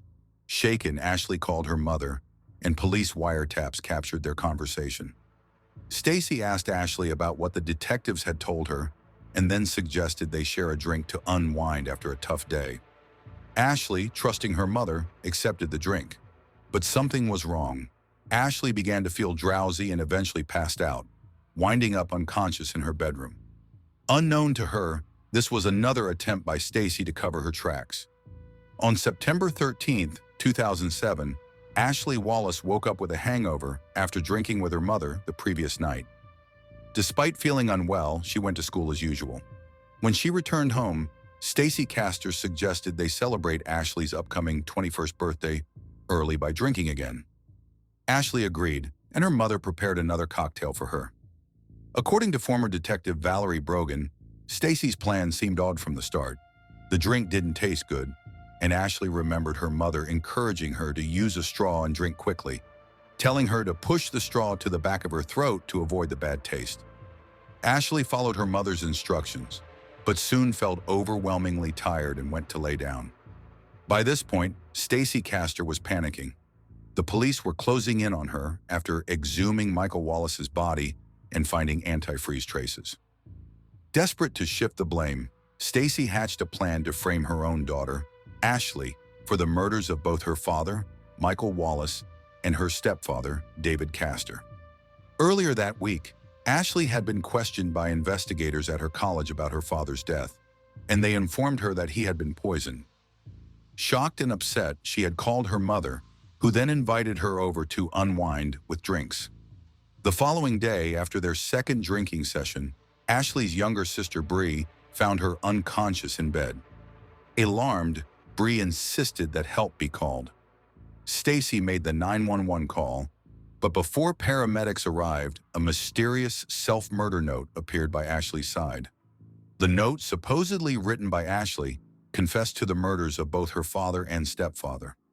Stacy quickly took the note and handed it to the paramedics, trying to paint the picture of a guilt-ridden daughter.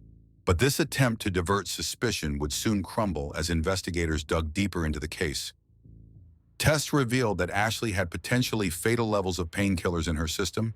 She was dangerously close to death and would have likely died if she hadn't been rushed to the hospital just in time.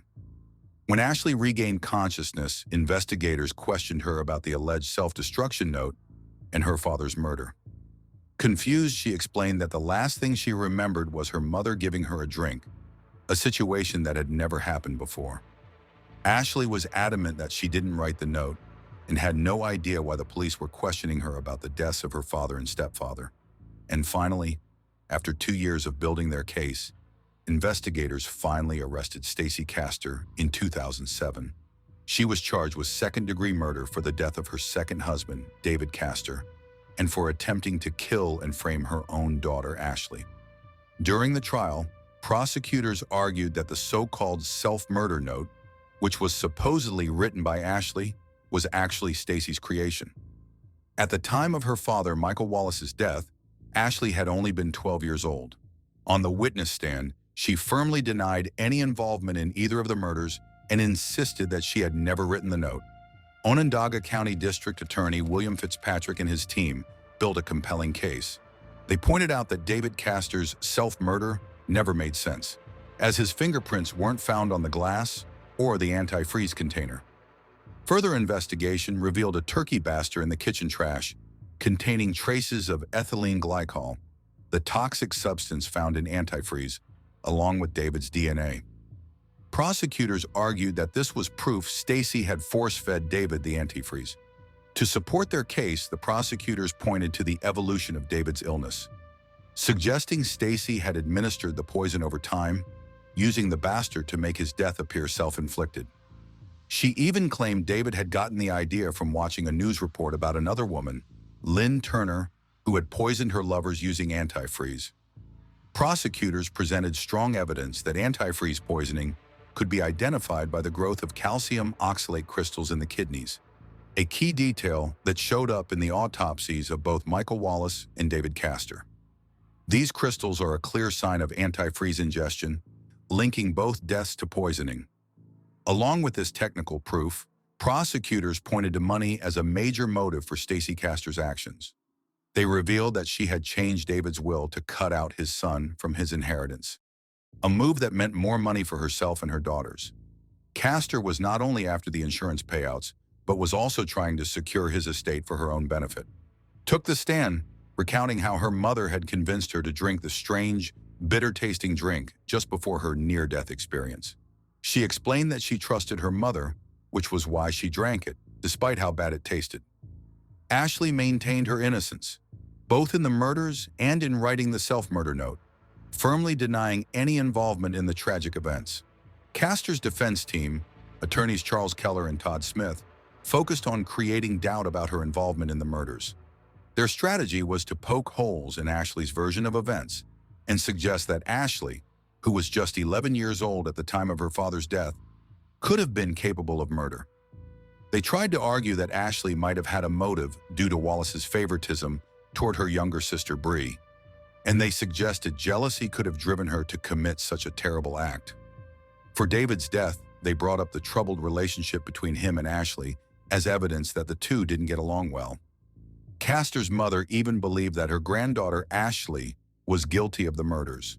In a final attempt to convince the jury of her innocence, Castor herself took the stand. During cross-examination, Onondaga County District Attorney grilled Castor, pointing out flaws in her version of events. Castor insisted that it was Ashley who had killed Wallace and David, though she couldn't offer a clear motive, other than suggesting that Ashley might have had mental health issues. Mrs. Castor, in the 3 letters that we have in evidence here that you wrote to Lynn Pulaski, how many times do you recall referring to your daughter Ashley? Probably a lot. And how many times in those letters did you tell Lynn that you still love your daughter Ashley? I don't know. How about not one single time? Does that sound correct? Could be. Could be. Could be that you referred to her very negatively, didn't you? I'm sure I did. That's right, because she killed, after all, your 2 husbands, didn't she? Yes, she did. She did. Let's talk about that. Let's talk about a list of reasons why Ashley killed. We'll start with Michael Wallace, her own father. If you had to put these on a list for the jury, let's start with reason number 1. I don't know. No, I'll overrule. Go ahead. I can't give you a reason why she would do it. So if I give you 10 reasons, we're going to start at number 1, and number 1 is I don't know.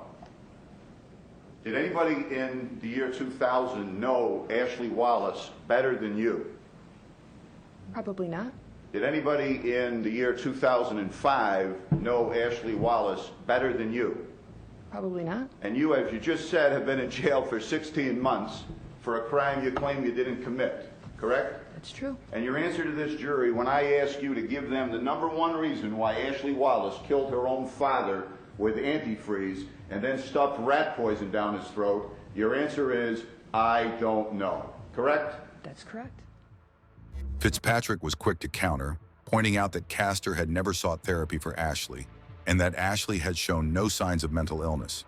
He also asked why, after working for an ambulance company for years, Castor had waited 17 hours to get Ashley help when she was seriously ill. Fitzpatrick noted how Castor had dismissed David's condition, saying he looked okay even though he was vomiting and struggling to stand. He questioned how any mother who had lost 2 husbands to poisoning would fail to seek medical help for her own daughter in a similar situation. The back and forth between Fitzpatrick and Castor grew heated, with Fitzpatrick raising his voice and even shouting at her. Keller, Castor's attorney, frequently objected, at one point requesting a mistrial due to the intensity of the cross-examination. Prosecutors introduced another critical piece of evidence during the trial, the typing sounds on police wiretaps. These sounds were heard while Castor was talking to a friend on the phone, even though she denied remembering using her computer that day. The prosecution argued that these sounds matched the sound of Castor typing one of several drafts of the self-murder note meant to frame her daughter, Ashley. Ashley had already testified that she had seen her mother working on the computer, which Castor had tried to hide from her. A question for you. Wednesday night and Wednesday afternoon, were you on the computer at any time during that day? No, I don't think so. I don't remember. You were asked that question, then your lawyer asked you like a couple of questions later, do you remember typing that day? And you said, no, absolutely not. How is it that you're certain you weren't typing at the keyboard when you can't even remember whether or not you were at the computer? Well, if I wasn't at the computer, I couldn't be typing. Well, you didn't say you weren't at the computer. You said you weren't sure if you were at the computer.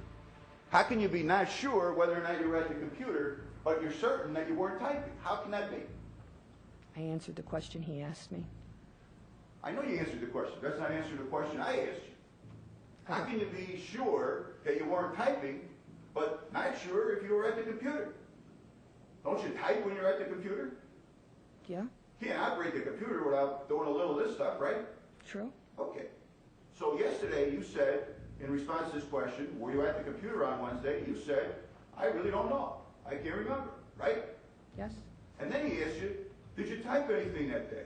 And you said, absolutely not.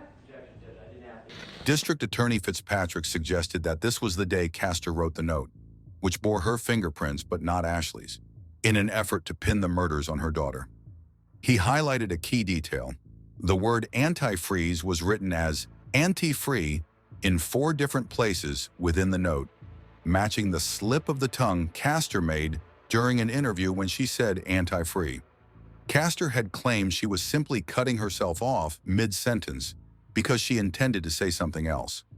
Took this picture of one like it out of my folder, and I showed it to Stacy and said I had a question for you.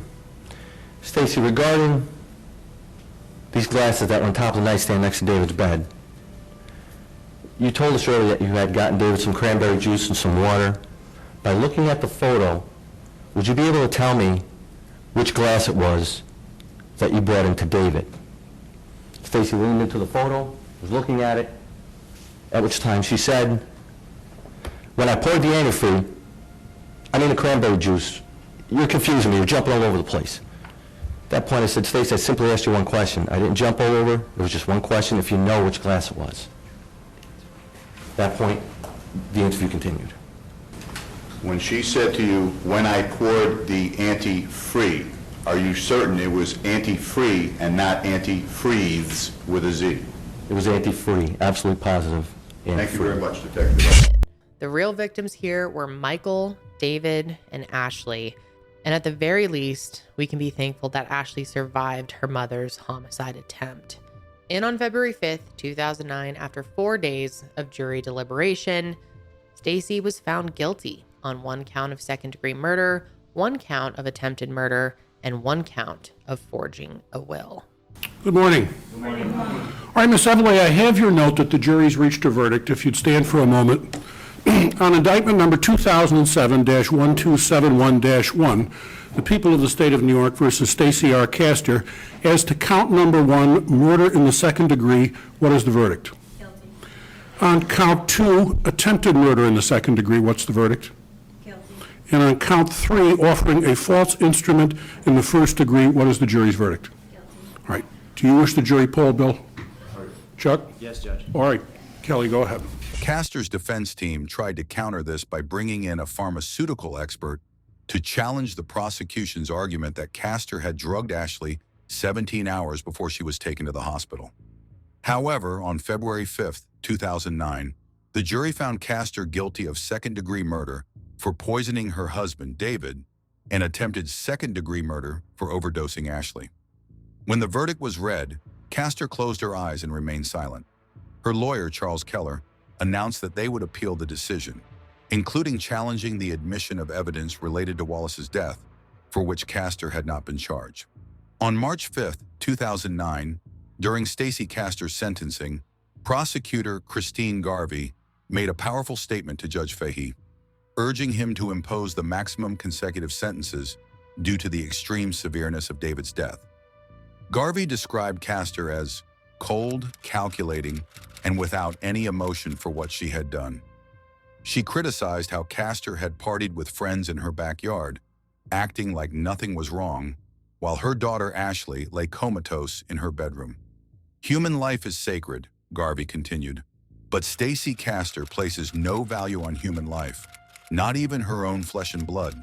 To Stacy Castor, human beings are disposable. David's son, who Castor had cheated out of his inheritance, also spoke in court. He begged Judge Fahey to press the harshest punishment on Castor. Judge Fahey, visibly shaken by the case, told Castor that he had never seen a parent try to murder their own child to cover up the crime they had committed. He declared that Castor was in a class all by herself. He sentenced her to the maximum term of 25 years to life for the murder of her husband, David. Additionally, she received another 25 years for attempting to murder Ashley. For forging David's will to exclude his son from the inheritance, Judge Fahey added an extra sentence of 16 months to 4 years in prison. By Ms. Everly, I have your note that the jury's reached a verdict. If you'd stand for a moment. On indictment number 2007-1271-1, the people of the state of New York versus Stacy R. Castor, as to count number 1, murder in the second degree, what is the verdict? Guilty. On count 2, attempted murder in the second degree, what's the verdict? Guilty. And on count 3, offering a false instrument in the first degree, what is the jury's verdict? Guilty. All right. Do you wish the jury poll, Bill? Chuck? Yes, Judge. All right. Kelly, go ahead. Ladies and gentlemen of the jury, as stated through your foreperson, You have found the defendant guilty of all 3 counts in the indictment. Juror number 1, is that your verdict? Yes. Juror number 2? Yes. Juror number 3? Yes. Juror number 4? Yes. Juror number 5? Yes. Juror number 6? Yes. Juror number 7? Yes. Juror number 8? Yes. Juror number 9? Yes. Juror number 10? Yes. Juror number 11? Yes. And juror number 12? Yes. Thank you. All right, ladies and gentlemen, on behalf of both parties and myself and the people of Onondaga County, I want to take this opportunity to thank you and you folks who are alternates, your patience too over the last several days when you haven't been able to deliberate. I'm very, very grateful for your patience and your understanding also. Your jury service is over. You're certainly free to go with our thanks. You're free to talk to anybody about the case that you wish, whether it be the lawyers, the press, each other, your families. But I want to thank you really with very sincerely, and I hope stay warm. Thank you, ladies and gentlemen. I'd like to check, if you don't mind.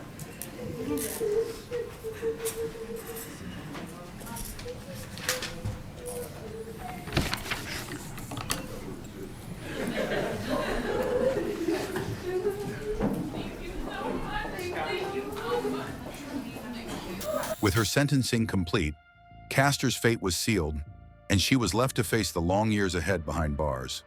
The trial lasted for 4 intense weeks, during which Ashley Wallace took the stand to speak about the impact her mother had on her life.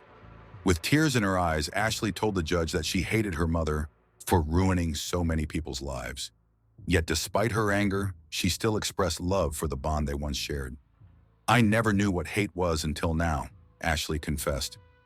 The biggest question I ask is why? Why did she do these things? I know that's probably never going to be answered. There are so many things that she has ruined. She'll never be able to see Bree graduate. My father will never take me down the aisle. She'll never get to see her grandchildren.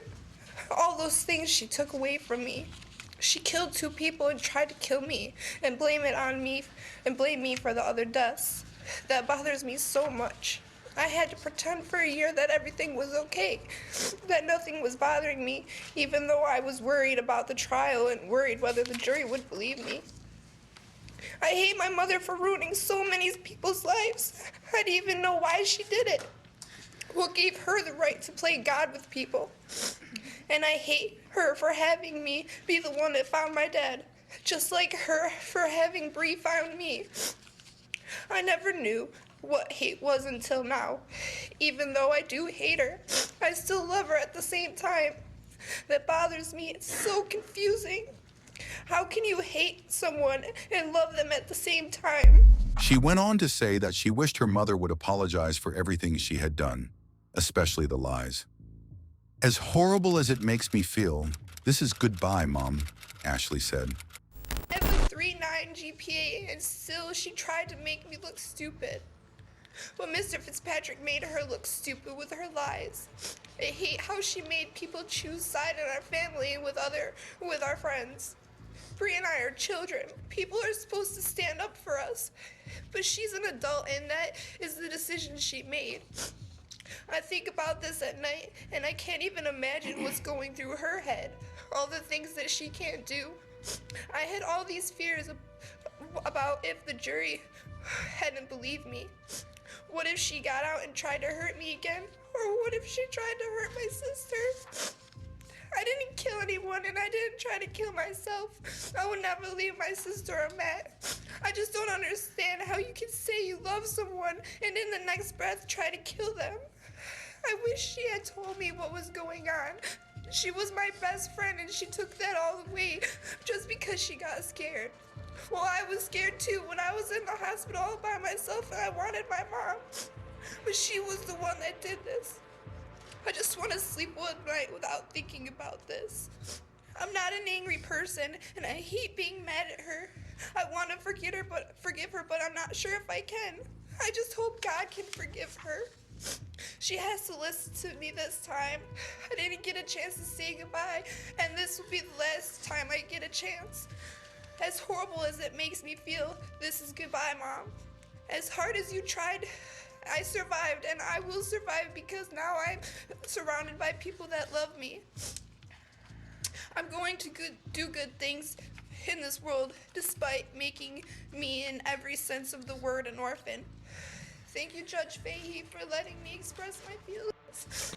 The weight of Ashley's words remained in the courtroom, showing the complex emotions that came with being betrayed by someone so close. Ashley's statement made it clear that, despite the pain and betrayal, she had found strength in her survival and in the love and support of others. Prosecutor William Fitzpatrick informed the court that according to New York sentencing guidelines, Stacey Castor would have to serve more than 51 years before she could be considered for parole. Given her age, that effectively meant she would spend the rest of her life in prison. Despite the overwhelming evidence against her, Castor continued to maintain her innocence. In a 2009 interview with Muir, she adamantly declared, "I did not kill Michael Wallace, I did not kill David Castor, and I did not try to kill my daughter, period. And I will never say that I did, ever." Her words, however, did little to change the fact that her crimes had shattered so many lives. Ashley Wallace said that her mother had once been her best friend, but that she had taken all of that away. She expressed that she would have done anything for her mother, but her mother had chosen to try and kill her instead. Stacey Castor, now identified as New York Department of Corrections inmate number 09G0209, was placed in Bedford Hills Correctional Facility for women in Bedford Hills, New York. Even with credit for time served, her earliest possible release date was June 15, 2055, which was just over a month before her 88th birthday. This date seemed to mark the harsh reality of her crimes and the deep impact she had caused. In April 2009, a 2-hour 2020 special aired on ABC News, which covered Castor's trial. During the media coverage, she was often referred to as the Black Widow, a nickname previously given to Lynn Turner, who was also convicted of poisoning her partners. In the special, Ashley admitted that she still did not understand how her mother, or any mother for that matter, could try to kill her own child. It was a question that had also haunted the public. How could someone so close, so trusted, betray their own child in such a way? Despite the overwhelming evidence, Castor maintained her innocence, stating that she was shocked by the verdict. She claimed that Ashley had brought this situation on herself and suggested that both of them knew what had happened. Nevertheless, she did express some sympathy for her other daughter, Bree, and claimed that some family members still supported her. Bree, like her sister Ashley, had not spoken to Castor after the trial. She acknowledged that although losing her mother was difficult, she was relieved that the verdict had found Castor guilty, as they all knew she was guilty. Ashley, too, expressed that she would have done anything for her mother, but instead, her mother had tried to kill her. ABC interviewed forensic psychiatrist Dr. James Knoll about the case, and he addressed viewers' questions via video on April 23, 2009, and through site comments on April 27, 2009. He pointed out that most self-murder notes tend to focus on themes of remorse, with the writer expressing an inability to go on with life. However, the note that was supposedly written by Ashley focused instead on removing blame from Castor. Knoll noted that this theme appeared 14 times within the note, which led him to believe that Castor would never admit to guilt. He explained that individuals like Castor, who are guilty of such crimes, often follow the code of deny, deny, deny until the very end. Castor's story was adapted into a Lifetime television film titled Poisoned Love, The Stacey Castor Story. The film, part of the Ripped from the Headlines series, premiered on February 1, 2020.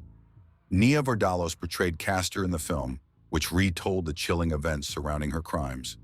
Stacey Castor was found dead in her cell on June 11, 2016. At first, it wasn't clear how she had died, and her death was listed as undetermined. However, the DA's office later confirmed that she had died of a heart attack, with no signs of foul play or ended her own life. She was only 48 years old and had never seen her daughters again after the trial. What would you do if you found out someone you loved tried to harm you?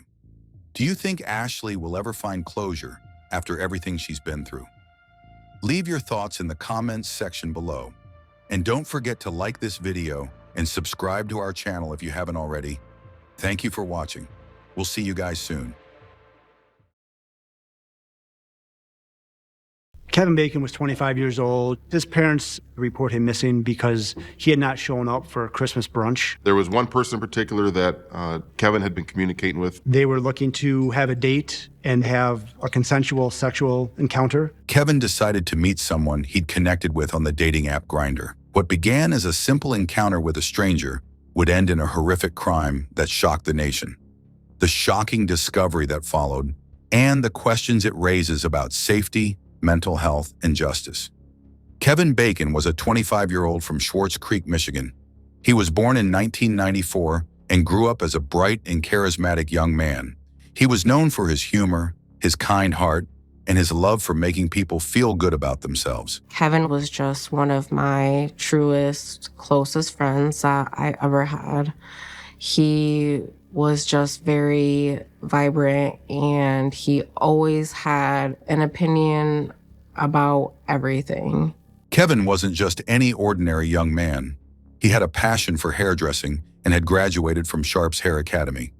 By 2019, he was working at a salon in his hometown. He loved his job, and his clients adored him for his creativity and warmth. He was close to his family, his parents, Carl and Pamela, and his sister, Jennifer. They meant the world to him. Kevin also had a lot of friends and even more pets. Something I always admired about Kevin is he was never afraid to express himself. He was not afraid to be this big, bald man with a pink polo and a purse and his nails done. He loved cats and dogs, and his home was filled with their playful energy. But like many people, Kevin faced challenges. He struggled with self-esteem, body image, and depression. Despite these struggles, he dreamed of bigger things. Kevin hoped to move to Chicago one day, leaving his small town behind for a brighter future. On December 24th, 2019, Kevin was looking forward to the holidays. He worked at the salon that day, doing his mom's and sister's hair for Christmas. Afterward, Kevin decided to spend the evening meeting someone he'd connected with on a dating app called Grindr. Kevin lived with his best friend and roommate, Michelle. Before leaving the house, he told Michelle he'd be back later that night. It was supposed to be a casual meetup, but this would be the last time anyone saw Kevin alive. When Kevin didn't show up for Christmas breakfast the next morning, his family immediately knew something was wrong. Kevin was someone who cherished family traditions, especially during the holidays. Missing breakfast without any explanation was entirely out of character for him. His parents, Carl and Pamela, tried calling and messaging him, but there was no response. As the hours passed, their concern turned into fear. By December 26th, Kevin's family reported him missing to the police. They explained that he had gone out on Christmas Eve after using a dating app, but hadn't returned. His friends and family began reaching out to anyone who might have seen him. His roommate, Michelle, shared that he had left the house that evening, promising to come back later. The search for Kevin soon led to a worrying discovery. His car was found abandoned in the Schwartz Creek area, not far from his home. Inside the car, police found his wallet, phone, and clothing. This was a troubling sign. Kevin hadn't packed any extra clothes before leaving, and it didn't make sense for him to leave those items behind. Even more alarming was that his phone was still logged into the Grindr app. This suggested he hadn't planned to leave for long or go anywhere far. The family's fears deepened. Kevin wasn't the type to disappear without letting anyone know, and leaving his personal belongings behind was completely unlike him. The more they learned, the more they suspected something terrible had happened. His family, friends, and local authorities began organizing searches and sharing Kevin's photo and information online, hoping someone might have seen him. Sadly, the reality was far worse than they could have imagined. Investigators looked through Kevin's phone, which was still logged into the dating app Grindr. From the app's messages, they found that Kevin had been talking to a man named Mark Latunsky, who lived about 20 minutes away in Bennington Township. So Kevin's phone was handed over to the Michigan State Police Computer Crimes Lab. And on the phone, they found a chat log from a mobile dating app. Mark Latunsky was a 50-year-old man with a complicated past. He had a history of severe mental health problems, including schizophrenia and depression. We learned he was a 50-year-old divorced male. He was known to run different online sex forums, almost like a male escort type scenario. Over the years, Mark had been in and out of mental health facilities, but he refused to take medication consistently. Mark also had a strange and disturbing lifestyle. He was deeply involved in BDM, a lifestyle involving bondage and discipline, dominance and submission, but his interests often crossed into dangerous territory. On December 27, 2019, police followed the trail of clues from Kevin's phone records to the home of Mark Latunsky in Bennington Township, Michigan. We just made a silent approach. We had knocked. Mark Latunsky answered, and we'd explained to him we were investigating a missing persons complaint with Kevin Bacon, asked consent to search the house, and Mark Latunsky granted it. The house was located about 20 minutes from Schwartz Creek, where Kevin lived. As officers approached the property, they had no idea of the nightmare they were about to uncover. Mark Latunsky greeted the officers at the door. He was calm, friendly, and cooperative, giving no indication that anything was wrong. He even allowed the police to search his home without hesitation. Mark's behavior was unsettlingly normal for someone who would soon be revealed as a cold-blooded killer. Me and one of the other officers remained with Mr. Latunsky, just conversating with him. While they were searching the home, Mark appeared very calm and collected, not nervous whatsoever. His Christmas tree was still up. We were talking about that. As the police began their search, they quickly noticed something odd about the house. It was cluttered and disorganized with signs of neglect. But it was the basement that revealed the true horror of what had happened to Kevin Bacon. In the dimly lit basement, the officers found Kevin's body hanging upside down by his ankles, suspended from the rafters with chains. He was completely naked, and it was immediately clear that he had been brutally murdered. When I arrived on scene, we were taken to a secluded room on the north side of the house. The room had a sliding barn door that only locked from the outside. So if the searching officers were not really thorough, it very easily could have been missed. Further examination revealed that Kevin had been stabbed in the back, his throat had been slit, and his body had been mutilated in shocking ways. One of the most disturbing details was that Mark Latunsky had removed parts of Kevin's body, specifically his testicles, and admitted to cooking and eating them. I remember thinking to myself, what in the world are we looking at? Mark would later explain this gruesome act in chilling detail, claiming it was part of his twisted fantasies. So the man in the basement, when did he come to your house? I picked him up. We met, physically met, in Schwartz Creek. And that was when because he had given me details of what he wanted. And so I said, well, I'll tell you what, I will bring all of the things that you would need so that you can feed them. I said, I will lay them out in front of you. I says, then I'll step back. I says, you need to decide.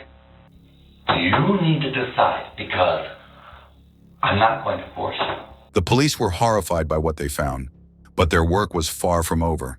They began documenting the scene and piecing together the timeline of events. And I said, if you're ready, I said, if you're doing this, then you put the stuff on.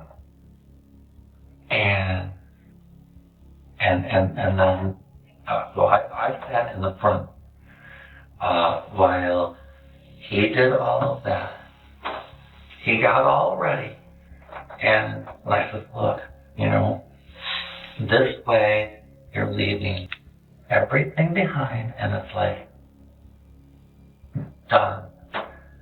And then at that point he says, okay, I'm ready. I went around and I shut the trunk, and then I put, he gave me the key so that I could lock the car. I put his bag in the back. I locked the car. You locked his vehicle? I locked his vehicle. So his stuff is in his vehicle? His stuff was in his vehicle. And then does he stay in the back of your van then? He stayed in the back of my van. Okay, and then you leave the parking lot. And then I left the parking lot. Okay. And then we went back to the house. When you're driving him from that parking lot to your house? I actually had him sit on a blanket, and then I says, look, I says, if we're driving down the road and someone looks in, you know, Right. to upper view. That's what I'm trying to get at. So I said, if you decide to go with the gag, I said, you know, then it has to be removable. I said, I could see it now. We get stopped by the cop. The cop looks in the back. He sees you all got gagged up, and he says, what's that? And I says, don't worry, it's okay, it's consensual. And then the cop is going to ungag you, and he's going to say, is this consensual? And you're going to say, yes. I says, if you don't say yes, then you better hope that I never get out of prison. You know, it's like I laughed about it, but, you know, that's all serious because people will say yes. And then later it's like, well, no. Or I meant it to be no.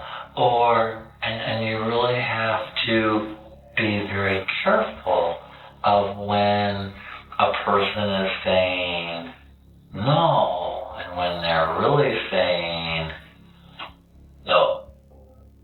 So then you drive to your house, you get back to the house, and you guys go inside. When you get home to the house, is it just you two?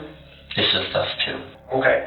And then at some point, he begins and you begin to act out his fantasy, which is what he wanted, or his fetishes. And that he was living out a fetish fantasy, good, as well as without going up. I don't want to have the details on any record. It doesn't need to be there. What he wants is what he wants is what he wants. So when you were role playing for his fetish, how long do you think the fetishing lasted? I have no idea. Okay. I have no idea. I like I said, and even you know, it's kind of hard to gauge time in something like that because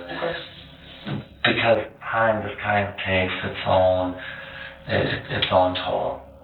And it was at that point he says, okay, I'm ready. And after we sat and made an agreement about what was going to happen. Mark Latunsky, who had remained calm throughout the search, was taken into custody. During questioning, he shockingly confessed to the murder, claiming that Kevin had agreed to everything that happened. So what was the agreement? I would make his body disappear. And we talked about, you know, several things. You know, what was I going to do? And part of it was the process of turning, you know, that what portions of his body couldn't be used or gotten.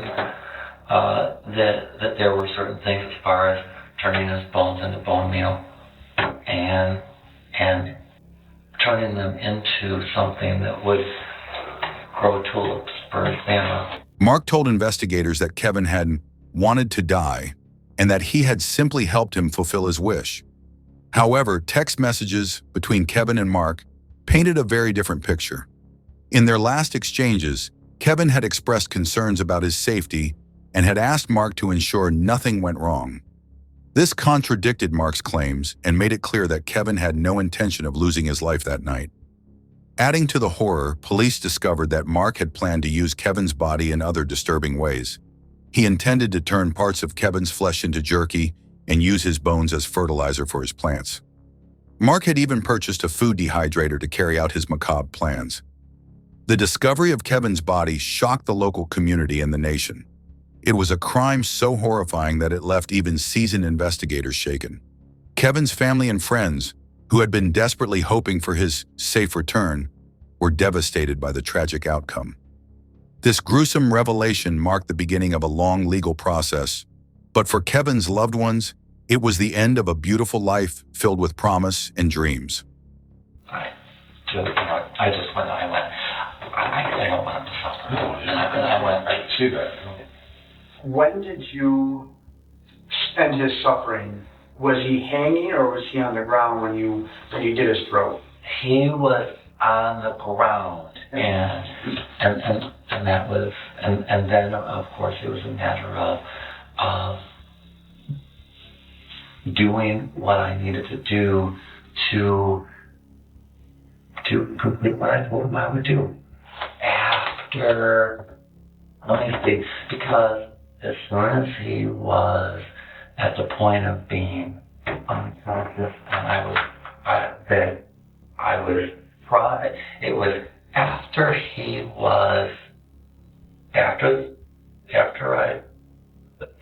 took the knife and put it into his spine. That was when it was like, uh-oh, I need to make sure that this is quick and not drawn out. Okay. And so it was then that it's like, okay, let's get this so that he quicker. I was trying to speed it up at that point because he was already unconscious. Okay. But I could tell, because you could tell he was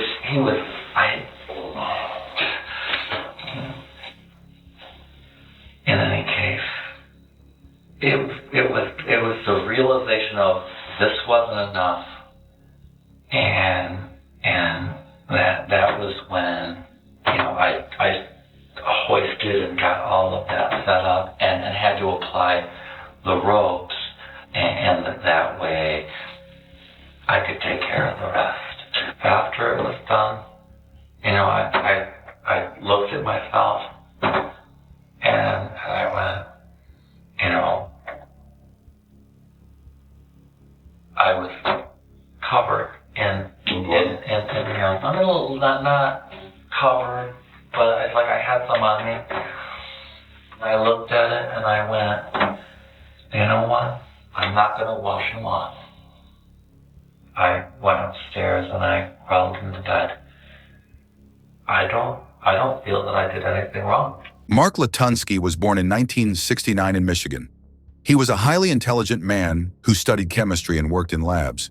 But he also struggled deeply with mental health issues, which only worsened over time. Mark's personal life was troubled. He had been married twice and had 4 children with his first wife. However, he lost custody of his kids due to his mental instability. By 2016, Mark had remarried, this time to a man named Jamie Arnold. Jamie later said Mark's behavior was erratic and dangerous. He eventually left Mark, citing his refusal to take medication and his obsession with extreme BDM activities. After Kevin's gruesome murder was uncovered, Mark Latunsky was promptly arrested and charged with first-degree murder and mutilation of a dead body. The severity of the crime, combined with the disturbing details of Mark's confession, left no doubt about his culpability. However, the legal journey that followed was anything but straightforward, as Mark's mental health became a central focus of the case. I actually texted a friend. I killed Kevin Bacon. Kevin Bacon is my hero. Did you do this by yourself? You didn't have help? I did it all by myself. I mean, it was during that evening, and then after he was, and I don't know, it's just flat out fact, is that after he was dead, he was hanging, I was done for the night, and it was then that I started to do what I told him I was going to do. It was the new moon, and honoring my word to what I said I would do. That was when I cut them out, and I took them upstairs and I ate them. Initially, Mark's defense team argued that he was legally insane and incapable of standing trial. They pointed to his extensive history of mental illness, which included diagnoses of schizophrenia, major depressive disorder with psychotic features, and borderline personality disorder. Mark had been in and out of psychiatric facilities over the years, and he had a documented history of refusing to take medication. In the early stages of the legal proceedings, a judge ruled that Mark was incompetent to stand trial, agreeing that he could not fully understand the charges against him or participate in his defense. Mark was sent to a psychiatric facility for treatment in hopes of stabilizing his condition. After several months of therapy and medication, Mark was reevaluated, and in late 2020, he was declared fit to stand trial. The court determined that he could comprehend the proceedings and assist his legal team, paving the way for the case to move forward. As the trial approached, Mark's lawyers prepared to mount an insanity defense. They aimed to prove that Mark's mental state at the time of the crime rendered him unable to distinguish right from wrong. They also claimed that Kevin had willingly participated in the events leading up to his death, alleging that it was a consensual act gone wrong. However, prosecutors were ready to counter these arguments with evidence showing the premeditated and deliberate nature of Mark's actions. In September 2022, just as the trial was set to begin, Mark shocked everyone by changing his plea to guilty. This unexpected decision went against the advice of his legal team, who believed they had a strong case for reducing the charges based on Mark's mental health. Despite their objections, Mark insisted on pleading guilty to all charges, stating that he wanted to take full responsibility for his actions. During his sentencing hearing, Mark provided a chilling account of the events. He admitted to stabbing Kevin in the back, slitting his throat, and mutilating his body. He described his actions in detail, showing no signs of remorse. The court found his crime to be premeditated, cold, and calculated. Ultimately, Mark Lutunsky was sentenced to life in prison without the possibility of parole. The judge emphasized the brutality of the crime and rejected any arguments that Mark's mental health excused his actions. The sentencing brought a measure of justice to Kevin's grieving family and friends, who expressed relief that Mark would no longer pose a threat to others. However, the case also left lingering questions about systemic failures. The court proceedings highlighted the role that untreated mental illness played in Mark's actions, as well as the neglect of law enforcement in responding to prior reports of his violent behavior. Advocates for justice called for better protections for vulnerable individuals and greater accountability for those tasked with ensuring public safety. In the end, the legal process brought closure to Kevin's loved ones, but it also served as a haunting reminder of the many ways this tragedy could have been prevented. Although Kevin Bacon's life was tragically cut short, his memory lives on in the hearts of those who knew and loved him. Kevin was not just a son, a brother, or a friend. He was a light in the lives of so many. Known for his quick wit and caring personality, he had a gift for making others feel special and valued. His co-workers at the salon remembered him as someone who brought joy to his clients and colleagues, always willing to lend a helping hand or a listening ear. Kevin's passion for hairdressing was more than just a job. It was his way of expressing creativity and making others feel confident. His dream of one day moving to Chicago and opening his own salon was a testament to his ambition and vision for the future. Although he never got the chance to realize those dreams, his dedication and enthusiasm continue to inspire those who knew him. His family and friends have worked tirelessly to ensure that Kevin is remembered not for the way his life ended, but for the way he lived. They have shared stories of his kindness, his love for animals, and his ability to lift others up even when he was struggling himself. Kevin's legacy is one of compassion and resilience, and his loved ones have vowed to honor that by spreading awareness about safety and supporting causes that reflect Kevin's values. Beyond his immediate circle, Kevin's story has had a profound impact on the broader community. His tragic death has sparked important conversations about the dangers of online dating, the need for better mental health resources, and the responsibility of law enforcement to act on warning signs. Advocates have used Kevin's case as a rallying cry to push for change, ensuring that what happened to him is not forgotten and that others are protected in the future. Kevin's legacy is a reminder of the importance of empathy and vigilance. While his loss will always be deeply felt, the love and joy he brought to the world endure in the memories of those who knew him. His story serves as both a cautionary tale and a call to action, urging us all to strive for a world where everyone feels safe, valued, and supported. This is one of those horrific murders I've seen not only in this county but in the state. The tragic story of Kevin Bacon is one that lingers in the minds of everyone who hears it. It's a story of heartbreak and loss, of dreams unfulfilled, and a vibrant life taken far too soon. Kevin was a kind, creative, and loving individual who deserved a bright future. But his encounter with Mark Latunsky turned into a nightmare that exposed deep flaws in the systems meant to protect us. Kevin's case forces us to confront uncomfortable truths. It highlights the dangers that can come from trusting strangers in a world where not everyone has good intentions. It underscores the importance of being vigilant about personal safety, particularly in the digital age where online interactions can lead to unforeseen risks. But this story is about more than just Kevin's tragic end. It's about the systemic failures that allowed it to happen. The repeated warnings about Mark Latunsky's behavior were ignored, dismissed as inconsequential or unworthy of investigation. If those earlier cries for help had been taken seriously, Kevin might still be here today. This case is a reminder of how crucial it is for law enforcement to act decisively and without bias, regardless of who the victims are or the circumstances involved.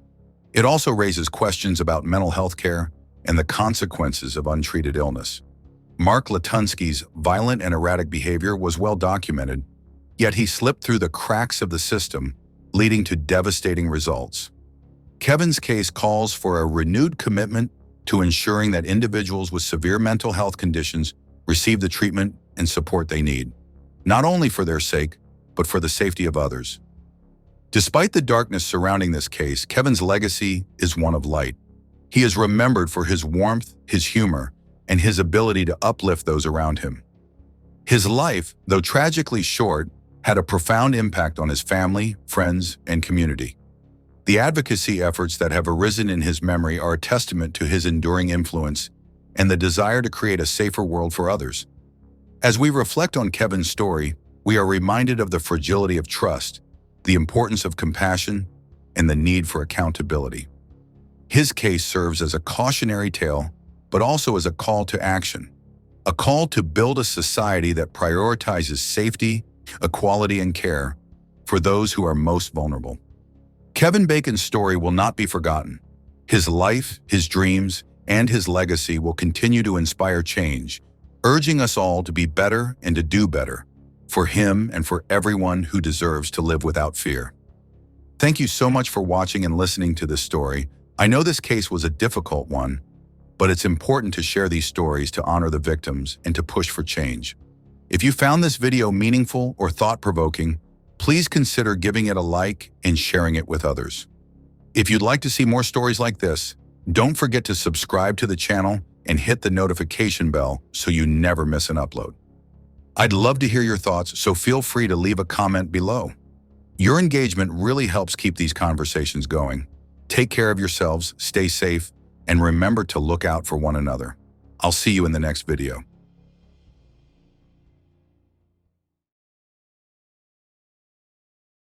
Eventually find her. I told her I loved her and said goodbye, wondering if that would be the last time I would talk to her alive. On a frigid night in Racine, Wisconsin, Saturday, January 31st, 2004, a disturbing 911 call was made. A woman trapped in a garbage can packed with snow managed to whisper that her ex-husband was attempting to kill her. I can't control her anymore, and I think that's when he was really plotting to kill me. As she lay confined in his truck, unsure of her destination, the icy snow surrounded her. She was terrified for her life. Terry Gendusa, born in the mid-1960s in Wisconsin, had a joyful childhood in a stable home and was close to her 3 siblings. Full of energy and lively, she thrived in her family environment. After high school, she attended the University of Wisconsin-Parkside, where she met David Larson in 1983 through mutual friends. They enjoyed hanging out together at local pubs, but their relationship remained strictly platonic.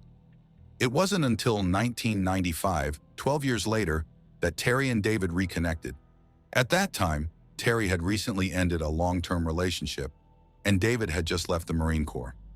Both were looking for something more serious, and their shared history made it feel like the perfect match. They seemed ready to settle down together. However, Terry later admitted that she had rushed into the relationship. She was concerned about her biological clock and ignored some serious warning signs. David's bad temper and disdain for women were major red flags, but she overlooked them. Although his anger initially wasn't directed at her, it was evident in his mistreatment of service workers, like waiters and cashiers. Terry found his behavior embarrassing, but never imagined that one day she would become the target of his rage. For a while, his troubling behavior didn't directly affect her. Things took a dark turn after Terry and Dave married in April 1996. Just 4 days into their honeymoon in Hawaii, Dave hit Terry for the first time. His reason? He didn't like the way she was dressed. When she refused to change, he struck her, telling her that now that they were married, she had to obey him. He even said she was bought and paid for. After returning home, there were brief periods of calm, but with someone like Dave, the good times were always followed by darkness. His abusive behavior, both verbal and physical, escalated over time. Dave viewed their marriage as a contract in which Terry was expected to follow his every rule. He believed that failing to comply meant she deserved punishment, which often came in the form of violent outbursts. Throughout their marriage, Terry attempted to leave Dave 5 times. She would only return when he promised to seek marriage counseling or attend anger management classes. However, once the tension eased, he would break those promises, trapping her in a cycle of abuse. It's crucial not to judge Terry for her decisions. Victims of domestic violence often face complex situations, and Terry's case was no different. Dave controlled every aspect of her life. He forced her to quit her job, isolated her from her friends, and stripped her of any financial independence. He took her car, which was registered in her name, and denied her access to any financial information. Terry was given only $25 a week for her expenses, and she had to manage it carefully, showing receipts as proof to the authorities. Feeling trapped by her husband's control, Terry decided to comply with all of Dave's demands, hoping to meet his expectations and avoid further conflict. Over time, constant abuse wore down her self-esteem, and she began to believe that she was to blame for the situation, even though she wasn't. Eventually, Terry realized that no matter how hard she tried to be the perfect wife, Dave would always find something to criticize. He would lash out at her for his own frustrations, and she could never win his approval. By the time Terry had this realization and started planning to leave, she discovered she was pregnant. While she was excited about becoming a mother, she knew the home environment was far from suitable for raising a child. Still, she hoped that the arrival of a child might change Dave for the better. Although Dave was somewhat kinder to Terry during her pregnancy, things quickly returned to normal after their first daughter, Amanda, was born in 1997. Their second daughter, Holly, came in 1999. But even the joy of fatherhood couldn't change Dave's behavior. In late 1999, during a fight, Terry reached her breaking point. While the details vary, some accounts say Dave screamed at their daughter Amanda or pushed Terry while she was holding Holly. Either way, Terry knew that he had crossed a line by involving their children. Determined not to let her children grow up in such an abusive environment, Terry decided to leave for good. She gathered what she could, took the girls, and fled to a women's shelter while filing for divorce. Dave fought back by stalling the divorce proceedings, refusing to provide necessary documents, and trying to tarnish Terry's reputation. He was eventually held in contempt of court for delaying the process and trying to manipulate the outcome. His attempts to badmouth Terry, insult judges, and defy his lawyer only backfired. Finally, on January 31, 2001, after 3 long years of abuse, Terry was granted a divorce, severing her ties with Dave for good. Even after Terry's divorce from Dave, he remained a presence in her life. Despite Terry's detailed accounts of the abuse she endured, a judge awarded joint custody of their daughters. This meant that Terry still had to face the man who had terrorized her during the court-ordered custody exchanges. Dave insisted that these exchanges happen at his home, refusing to meet in public despite Terry's requests. It's unclear how he was able to dictate these terms, but it forced Terry to repeatedly confront the past she desperately wanted to escape. This constant reminder of her traumatic experience left Terry convinced that she would never date or marry again. She wanted to focus entirely on herself and her daughters. However, as the saying goes, love often comes when you least expect it. Just before her divorce, Terry had joined the Bel Canto Community Chorus, where she met Nick Nicolai. Nick was immediately attracted to Terry, but gave her the space she needed during her divorce. Over time, their friendship grew into something deeper. Nick was kind, respectful, and deeply empathetic toward everything Terry had been through. He also welcomed her daughters with open arms, treating them as his own.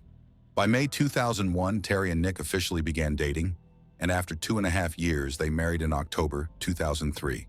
For the first time, Terry felt she had the stable and loving family she had always dreamed of. However, Dave didn't share her happiness. In his mind, despite the finalized divorce, he still considered them married in the eyes of God. He believed Terry had betrayed him and God's will by remarrying. This led Dave to blame Terry for disrupting their family, and he vowed to make her suffer for it. On the day their divorce was finalized, he told her that one day she would regret divorcing him. Terry, already fearful of her ex-husband, believed she had endured the worst he could do to her. Little did she know, this was just the beginning. Dave had more plans in store for her. All Terry wanted was to move on from her past, and she was doing just that. She had found a kind, loving husband in Nick, had started to rebuild her career, and just the day before, on January 30th, 2004, she and Nick had learned they were expecting a child. They were overjoyed, as were Holly and Amanda, who were excited for a new addition to the family. Terry and Nick couldn't wait to share the news with the girls the next day. Saturday, January 31st, 2004, marked the 3-year anniversary of Terry and Dave's divorce. It was an exceptionally cold day in Wisconsin. Bitterly freezing temperatures, high winds, and snow blanketed the ground. The weather was so harsh that it made breathing difficult. Yet the cold was the least of Terry's concerns. All she could think about was seeing her daughters and sharing the happy news of her pregnancy. As Terry prepared to pick up the girls from Dave's, Nick offered to go with her, but she declined. She knew his presence might escalate tensions with Dave, and she didn't want any unnecessary confrontation. On the way to Dave's house, she called to let him know when she would arrive. But when she got there around 10 a.m., Dave told her the girls weren't ready yet. Annoyed but not wanting to argue, Terry asked him to hurry and decided to wait outside in the freezing cold. For almost 20 minutes, Terry paced the driveway, trying to stay warm. Finally, Dave opened the door, but the girls were nowhere in sight. Instead, he came out and told Terry that the girls were hiding and that she should come inside to find them. Immediately, Terry felt uneasy. Dave had never allowed her inside his house since she left him, so his sudden invitation felt suspicious. But the bitter cold and her desire not to disappoint her daughters overcame her doubts. She brushed off her suspicions and entered the house, playfully calling out for her daughters as she made her way through. Almost instantly, her uneasy feeling turned to panic. Terry's worst fears were confirmed the moment she felt a searing blow to her head. She didn't realize it immediately, but her ex-husband, Dave, had struck her with a baseball bat. As she collapsed to the floor, Dave continued his assault, striking her repeatedly while yelling, "You always said I was abusing you. Now you can see what abuse really is." He hit her upwards of 20 times until she blacked out. When she regained consciousness, she found Dave binding her with duct tape from head to toe. Panic set in as Terry realized he had something terrible in mind. Desperate, she tried to bargain with him, promising to drop their custody battle and child support. But her pleas fell on deaf ears. Dave was instead fixated on a twisted idea. At some point while he was taping her ankles, her pants had come down, and he became irrationally convinced that Terry had done this deliberately to make him look bad, further proof of his deceived mindset. Once he'd finished binding her, he placed her bruised, bleeding body into a trash can, packed it with snow, and loaded it into the back of his truck. On one of the coldest days in Wisconsin, he left her half-naked, beaten, and covered in snow, showing no mercy. Despite the horrendous situation, Terry clung to a sliver of hope. In his frenzy, Dave had overlooked one crucial detail. Terry still had her cell phone in her jacket pocket. Though her face was covered with duct tape and swollen so badly that she couldn't open her eyes, she managed to break free from the tape around her wrists. Somehow, she wiggled her phone out of her pocket and dialed 911. Knowing it would be nearly impossible to speak clearly, Terry repeatedly relayed Dave's address to the operator, over and over again. Her efforts paid off, as it was enough to get the police and rescue dispatch to the scene. By the time they arrived, however, Dave had already loaded Holly and Amanda into his truck and left the house. As the police responded to Terry's 911 call, they unknowingly drove right past Dave's truck, where Terry was still bound and hidden in the back.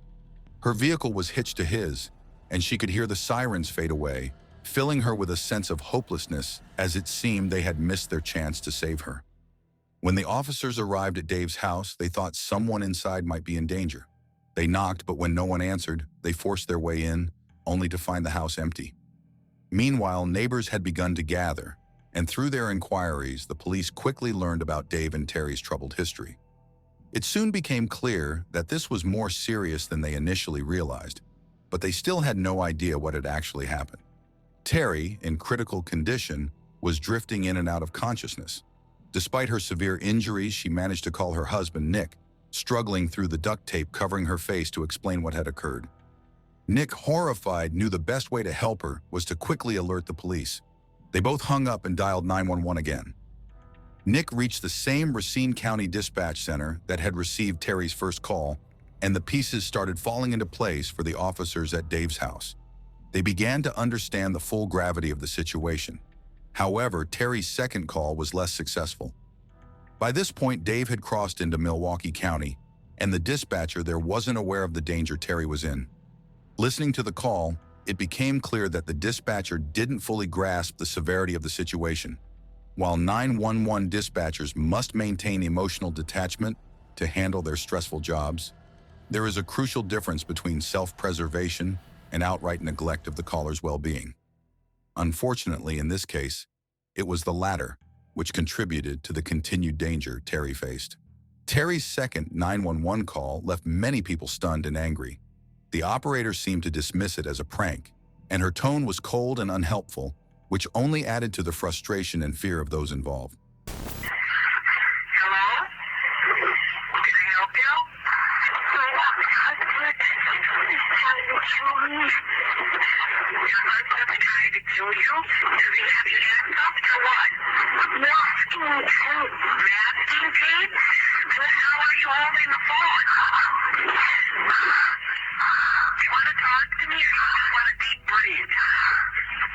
Listening to Terry's voice on the 911 call, it was painfully clear that something was terribly wrong. Yet instead of receiving compassion or a sense of urgency, she was met with skepticism and dismissal. Many reports about the case downplay this call, but it stands out as a striking example of a failure in what should have been her lifeline. Despite the horrific situation, Terry continued to fight for her life. When she regained consciousness and realized they were still on the move, she stuck her hand out of the garbage can, hoping to attract the attention of a passing driver. Unfortunately, it was Dave who noticed. Enraged by her attempt to save herself, he pulled over, struck her with the bat again, and threatened to shoot her if she tried anything else. As if that weren't enough, her cell phone rang, and Dave seized it, cutting off her last link to the outside world. She was now completely isolated. Aware of her dire situation, Terry decided to play dead, hoping to convince Dave that she was no longer a threat. As he unloaded the trash can from the truck, she lay motionless, faking death. Dave's plan was to leave her for dead in a storage locker. He wheeled the trash can inside, duct taped it shut, pushed it into a corner, and stacked boxes on top of it to ensure she couldn't escape. With the job done, he left, slamming the metal roll-up door behind him, sealing Terry in what he believed would be her tomb. Meanwhile, the police were ramping up their efforts back at Dave's house. Time was running out, and they knew they had to act fast, even though they had little to go on. They issued Amber Alerts for Holly and Amanda, sent out all points bulletins for both Terry and Dave's vehicles, and tried to ping their cell phones. They also conducted a more thorough search of Dave's home, which was complicated by extreme hoarding conditions. The house was filled with decaying food, dirty dishes, scattered laundry, and cluttered with narrow walkways barely passable through the mess. The question remained, would the police gather enough information in time to save Terry, or had they already missed their only chance? As they continued their search of Dave's chaotic house, the police made a disturbing discovery. The police discovered Terry's bloodied pants, wrapped in duct tape, along with a large bloodstain on the carpet. The size of the stains suggested that whoever it belonged to, presumably Terry, was in critical condition. Time was quickly running out, and if they didn't find her soon, they feared the worst. Despite their best efforts, every lead seemed to lead to a dead end. As night fell, the police expanded their search to every place Dave had frequented, hoping something would finally come through. This turned out to be a fortunate decision. By chance, they spotted Dave driving to work, behaving as if nothing had happened. They quickly pulled him over, expecting a confrontation with a potentially violent man. However, when they approached, they found Dave disturbingly calm, collected, and, most notably, alone. Terry and the children were nowhere to be seen. Dave played the part of the confused ex-husband flawlessly. He acted completely oblivious to why the police were so eager to find him. The officers decided to adopt a non-confrontational approach and invited him to the station, claiming they just needed to clear up some confusion. Surprisingly, Dave agreed without hesitation. In the interview room, it became clear that Dave felt invincible. His arrogance was unmistakable. Within minutes, he told the police that Holly and Amanda were safe at his girlfriend's house, claiming that he had dropped them off because Terry had failed to pick them up that morning. Then Dave launched into a bitter diatribe about how terrible Terry was, portraying her as the true villain in their story. He ranted about how she had tormented him for years, completely unaware of the gravity of his own actions. The police let him talk, knowing that sometimes the best way to uncover the truth is to let someone lie until they trap themselves. As Dave tried to paint an innocent picture of his day, he began to create inconsistencies. He was setting the stage for his own downfall. Dave sat down and began recounting his day, painting a picture of a devoted father who had made breakfast for his daughters and patiently waited for Terry to pick them up. According to him, he had waited until 11:30 a.m. before finally giving up and taking the girls to his girlfriend's house. He seemed confident in his story. Unfortunately for him, that one detail would be his undoing. Terry's first 911 call had been placed at 10:57 a.m., and the police had responded to Dave's house by 11:03 a.m., a full 27 minutes before the 11:30 a.m. that Dave claimed he had left. And when the police arrived, Dave wasn't there. This contradiction was a glaring hole in his story. Once they caught him in this lie, the police didn't hold back. They confronted Dave with everything they had: the blood found in his house, Terry's pants, the 911 calls. They hammered him with the mountain of evidence, and as they did, they noticed something shocking. Dave was sitting there calmly answering their questions while wearing pants stained with Terry's blood. He hadn't even realized it.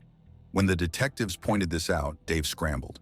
He tried to change his story, attempting to backpedal as fast as he could. He created a new tale on the spot. He claimed that while packing his daughter's school bags that morning, Terry had somehow snuck into his house, dropped her pants, and attacked him with a hammer. He said that he saw her just in time and was forced to immobilize her with a baseball bat in self-defense. From there, he claimed he blacked out and had no idea what happened next or where Terry was. The detectives weren't buying it. They reminded Dave that it was bitterly cold outside and that if Terry was still alive, time was running out. They appealed to any remaining shred of humanity he might have had, asking him to think of his daughters. But Dave just smiled, yawned, and said he needed a break. He was in essence telling them that no matter what, he was determined to ensure that Terry would be dead by the time she was found. It was a shocking display of cold-heartedness. Despite being caught red-handed, literally, Dave showed no concern for Terry's life. His animosity toward her was so intense that he was willing to sacrifice himself just to make sure she suffered. The detectives realized they were dealing with someone who would rather go down for murder than give up his twisted sense of vengeance. Could the investigators find Terry in time despite Dave's stubborn silence? Or would Dave's twisted resolve seal her fate? During the interrogation, Dave requested a break, which due to legal protocols, had to be granted to avoid the interrogation being considered coercive. While investigators were obligated to comply, this break turned out to be advantageous for them. While examining Dave's personal belongings, investigators stumbled upon a significant clue. Among the clutter of his wallet, which contained business cards and receipts from various places, they found a business card for a storage facility located in Wheeling, Illinois, nearly 60 miles from Dave's home in Wisconsin. This seemed out of place and suspicious, as it was unusual for someone to store belongings so far from home. Despite the possibility of innocent explanations, time was of the essence. Desperation led the investigators to follow up on this lead. They contacted the storage facility and learned that Dave had indeed rented a unit there and had accessed it just hours after Terry's disappearance. This discovery intensified their suspicion, and they decided to investigate further. The facility attendant was asked to check the storage unit for anything unusual. After a tense wait, the attendant reported hearing sounds that suggested someone might be inside. This was a critical moment. Investigators instructed the attendant to call local law enforcement immediately, and Racine County Police set out for Wheeling, knowing that every second counted. As the Wheeling police arrived at the facility, they were prepared with a pry bar to force their way into Dave's storage unit. The urgency was visible, with the hope that this lead was not a dead end. Upon entering the unit, their initial optimism lowered as they observed only boxes, shelves, and a trash can. It was the trash can that ultimately caught their attention. It was duct-taped shut, which led them to believe that if Terry was in the storage unit, she would be inside this trash can. The officers proceeded with caution, removing the tape and opening the lid. Inside, they found Terry, bound with duct tape, bloodied, and barely alive.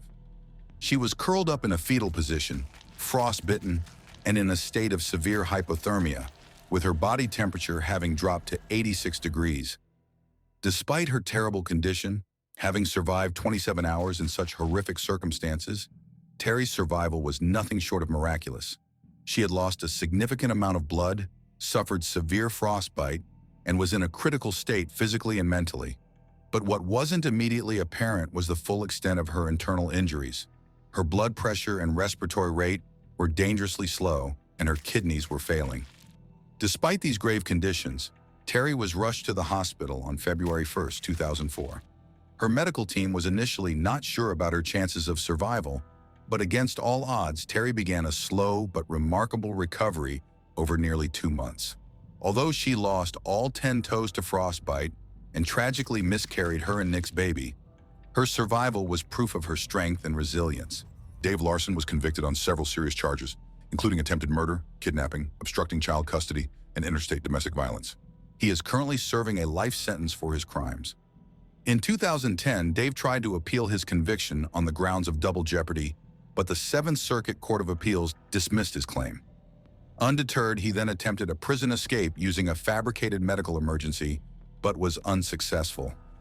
In addition to his life sentence, Wisconsin ordered Dave to pay $3.4 million in restitution to Terry, as well as $300,000 to Nick, Amanda, and Holly. He tried to avoid this financial obligation by filing for bankruptcy, but his request was denied as the debts were directly tied to his harmful actions. Dave continued to make attempts to insert himself into Terry's life, filing multiple requests for visitation with his daughters and for reductions in child support payments. However, all of these requests were denied. Now, with Holly and Amanda both in their 20s, Dave's connection to Terry has been officially severed. Despite the immense trauma she endured, Terry has shown incredible resilience and compassion. She believes that Dave, in many ways, is the true victim of his own actions, reflecting a remarkable ability to see the bigger picture. After her recovery, Terry and Nick welcomed a son into their family. Today, Terry works as a public speaker, advocating for victims' rights and educating others on how to escape abusive relationships. She has played a vital role in the creation of laws like the Wisconsin SAFE Act and Marcy's Law, and partners with organizations like Generations Against Bullying. Terry has truly become a powerful voice for change and a strong advocate for those in need. If you found this story inspiring, please don't forget to like, share, and subscribe.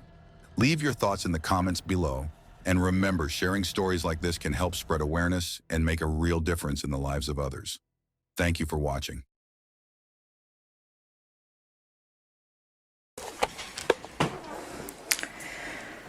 This is me, July 29th, 2008. It is 12:33 Mountain Time.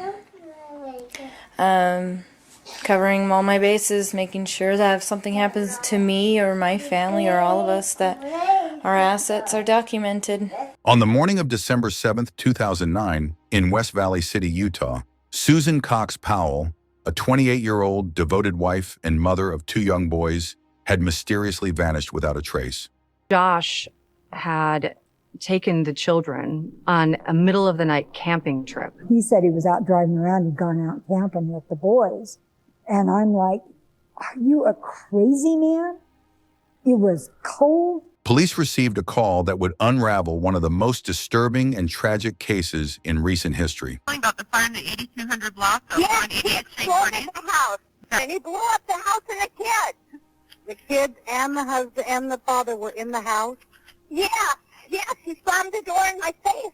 So I kept knocking. I thought it was a mistake. I kept knocking, and then I called 911.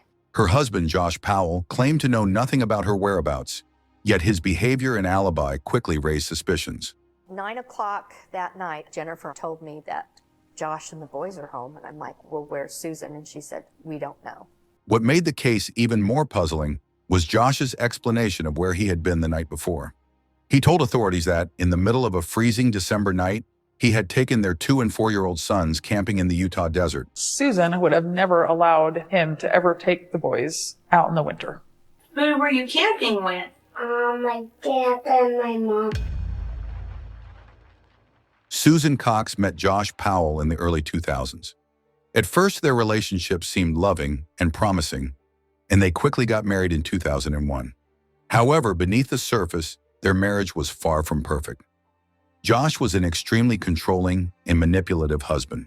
He controlled the family's finances, forced Susan to follow strict rules, and kept her isolated from friends and family. Their financial situation was unstable, with Josh accumulating over $200,000 in debt due to reckless spending. He refused to let Susan handle money, despite her working full-time, and even limited her access to basic necessities. Friends recalled that Susan often had to ask permission to spend money on groceries, even though she was the one earning a steady income. Even more disturbing was the role of Josh's father, Stephen Powell, in their marriage. Stephen had developed a disturbing and obsessive infatuation with Susan, which he documented in extensive journals. He wrote about his lust for her, stole her personal belongings, including her underwear, and even secretly filmed her without her knowledge. At one point, he even attempted to kiss her, leaving Susan feeling uncomfortable and unsafe. Fearing for her safety, Susan confided in friends and began documenting her assets and personal belongings in case something happened to her. A month before she vanished, she wrote a secret will, stating that if she died, it might not be an accident, even if it looked like one. Susan knew she was in danger, but no one could have predicted the horrors that would follow. On December 6, 2009, Susan attended a church service with her 2 sons, Charles and Braden. Afterward, a friend visited her at home in the afternoon, and everything seemed normal. That evening, Josh claimed that he took their sons on a spontaneous camping trip around midnight, while Susan, according to him, stayed home. The next morning, Susan never showed up for work, and her sons never arrived at daycare. Friends and co-workers became concerned when they couldn't reach her. Police were called, and when they arrived at the Powell home, they found no sign of forced entry, but they discovered 2 box fans blowing on a wet spot on the living room carpet. Susan's purse, phone, wallet, and keys were still inside, suggesting she had never left the house willingly. Hours later, Josh finally returned home with the boys, appearing disoriented and confused when questioned about where he had been. He told police that he had simply forgotten what day it was, which was why he had not gone to work. Investigators immediately found his story suspicious, especially considering that it was freezing cold outside and not an ideal time to take small children camping. As detectives pressed him for details, Josh's story kept changing, and he seemed completely indifferent to Susan's sudden disappearance. The inconsistencies in his alibi made him an immediate person of interest in the case. As soon as Susan Powell was reported missing, Josh Powell's behavior immediately raised red flags. He showed no concern for his missing wife, and his alibi was filled with contradictions. The claim that he had taken their 2 young children camping in the middle of a freezing December night was not only bizarre, but also highly suspicious. Investigators were determined to uncover the truth. When questioned, Josh struggled to provide a consistent timeline of his whereabouts. He told police that he had left for a spontaneous camping trip around midnight on December 6, 2009, and returned home the evening of December 7th. However, Josh had work that morning and never notified his employer that he would be absent. When asked why, he claimed that he thought it was Sunday instead of Monday, a weak excuse that detectives found hard to believe. Inside the Powell home, police discovered 2 box fans blowing over a damp spot on the carpet, indicating that something had been cleaned recently. Further investigation revealed small traces of blood on the tile floor near the couch, which was later confirmed to be Susan's blood. Adding to the suspicion, Josh's 4-year-old son, Charles, made a chilling statement when questioned by investigators. He told them that his mother had gone on the camping trip with them, but never came back. Okay, so Charlie, when you guys came home from camping, who came home with you? My dad. And? And my mom stayed at Dinosaur National Park. Your mom stayed there? Yeah. How do you know your mom stayed? Because I was coming. Because you were coming? Yeah. So your mom stayed at the park? Yeah. Where did she stay at the park? Do you know where? She stayed at Dinosaur National Park. Do you know where at the park? No? No. My mom stayed where a crystals are. Where what are? Where crystals are. The crystals? Yeah. Crystals? Yeah. Is that what you're saying? Crystals? Yeah. This statement directly contradicted Josh's claim that Susan had stayed home while he took the children out. Josh initially told police that Susan's phone was missing, suggesting that she had it with her when she disappeared. However, when officers searched Josh's car, they found Susan's phone hidden inside. Even more damning, the phone contained a voicemail message from Josh. Susan, we are on our way back, and I can't believe that somehow my brain missed the day. I thought today was Sunday. That was really, really stupid. All right, I'll talk to you later. Okay, bye. Which he had left hours after Susan had already vanished, a clear indication that he was trying to fabricate a cover story. Josh's behavior in the days following Susan's disappearance only deepened the police's suspicions. Instead of cooperating with investigators or assisting in the search for his wife, Josh immediately hired a defense attorney and refused to take a polygraph test. He stopped speaking to the media, withdrew large sums of money, and within weeks packed up his belongings and moved to Washington State to live with his father, Stephen Powell. Authorities later discovered that Josh had conducted disturbing internet searches in the months before Susan's disappearance. He had researched how to dispose of a body in abandoned mineshafts, a chilling detail considering that Utah's deserts are filled with deep, hidden mineshafts. Police believe that Josh had planned Susan's murder well in advance and may have used one of these mineshafts to hide her body permanently. As investigators continued their search, Josh's father, Stephen Powell, also became a person of interest. Stephen had been obsessed with Susan for years, secretly recording videos of her, stealing her underwear, and writing about his sexual fantasies involving her in personal journals. During their investigation, police uncovered thousands of voyeuristic images and videos on Stephen Powell's computer, many of which featured women and young girls filmed without their knowledge. Shockingly, some of these images were of Susan, further implicating him in the case. Stephen Powell was arrested in 2011 for voyeurism charges, but police could not directly link him to Susan's disappearance. Authorities conducted extensive searches in the Utah desert, focusing on abandoned mineshafts where they believed Josh might have disposed of Susan's body. Despite multiple search operations, her body was never found. One of the strongest theories was that Josh had enlisted his brother, Michael Powell, to help cover up the crime. Michael had been deeply loyal to Josh and was later discovered to have disposed of his car at a salvage yard just days after Susan vanished. When police tested the vehicle, cadaver dogs detected the scent of human decomposition in the trunk, but DNA tests were inconclusive. Michael Powell later died by suicide in 2013, taking whatever secrets he had about Susan's disappearance with him. As the investigation continued, Josh Powell remained the prime suspect, but police struggled to arrest him without a body or direct physical evidence linking him to Susan's murder. However, his disturbing behavior led authorities to believe he was dangerous, and he ultimately lost custody of his 2 sons. The children were placed in the care of Susan's parents, Chuck and Judy Cox, as the investigation into their mother's disappearance remained open. Josh fought to regain custody, but the legal system was closing in on him, and detectives were working to build a case that could finally lead to his arrest. However, before police could bring charges against Josh, he made one final horrifying decision that would ensure no one would ever know the full truth about what happened to Susan. As the investigation into Susan Powell's disappearance continued, police turned their attention to Josh Powell's father, Stephen Powell, whose disturbing obsession with Susan had raised concerns for years. Although Josh remained the primary suspect in his wife's disappearance, authorities had not yet gathered enough evidence to arrest him. However, in 2011, a shocking discovery at Stephen Powell's home led to his immediate arrest and set off a chain of events that would ultimately push Josh to his breaking point. The search of Stephen Powell's home, with Josh now living in Puyallup, Washington, at his father's house, police obtained a search warrant to look for evidence related to Susan's disappearance. When they entered the Powell home, they found volumes of disturbing material that would change the course of the investigation. Investigators uncovered thousands of images and videos of women and young girls, most of them taken without their knowledge.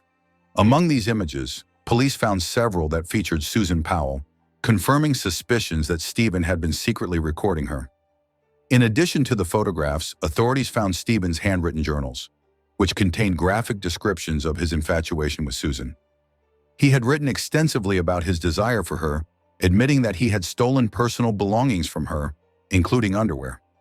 The evidence was overwhelming, and on September 22, 2011, Stephen Powell was arrested and charged with 14 counts of voyeurism and 1 count of possession of child pornography. Josh Powell loses custody of his children. Stephen Powell's arrest had serious consequences for Josh, who was already facing intense scrutiny from law enforcement.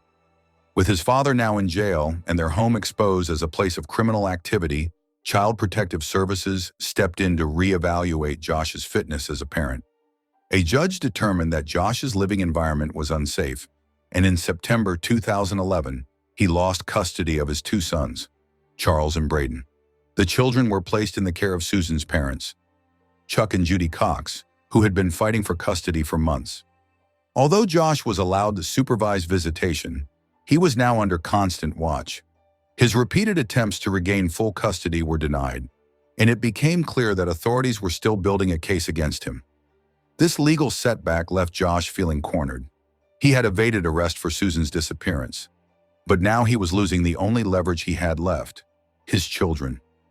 As the noose tightened around him, Josh began to spiral, ultimately making a horrifying decision that would leave an irreversible mark on this case.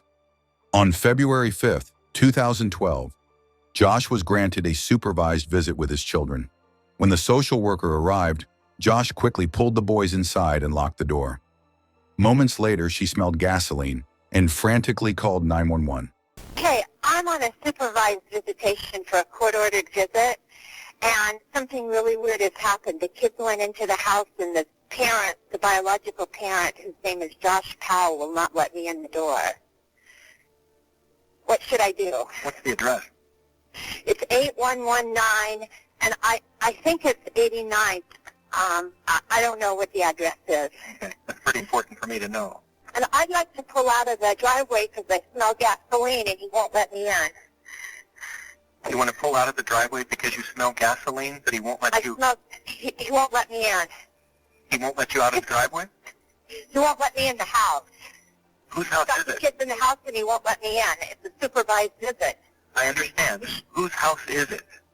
Josh Powell. Okay. Yeah, You're supervising yourself? I supervise myself. I'm the supervisor here. Okay, how long will it be? I don't know, ma'am. They have to respond to emergency, life-threatening situations first.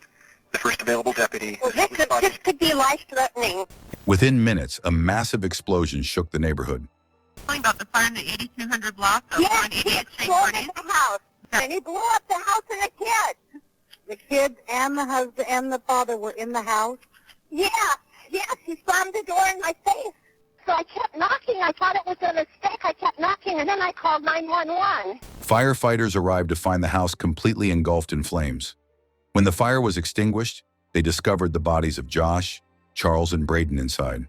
Josh had set the house on fire in a murder scene, killing his children before taking his own life. An autopsy later revealed that Josh had struck both boys with a hatchet before they died from carbon monoxide poisoning. Minutes before the explosion, Josh had sent emails to family members saying goodbye. He said something about he can't live without his sons, and I'm not afraid of him. He'd never hurt me. I'm afraid of seeing something. I don't want to see it. Confirming that this was a premeditated act of revenge against those trying to take his children away. A year later, Josh's brother, Michael Powell, committed jumping from a 7-story building. Police had suspected that Michael helped Josh dispose of Susan's body, and his death only deepened the mystery surrounding her fate. Their father, Stephen Powell, was released from prison in 2017, but died a year later. To this day, Susan Powell's body has never been found.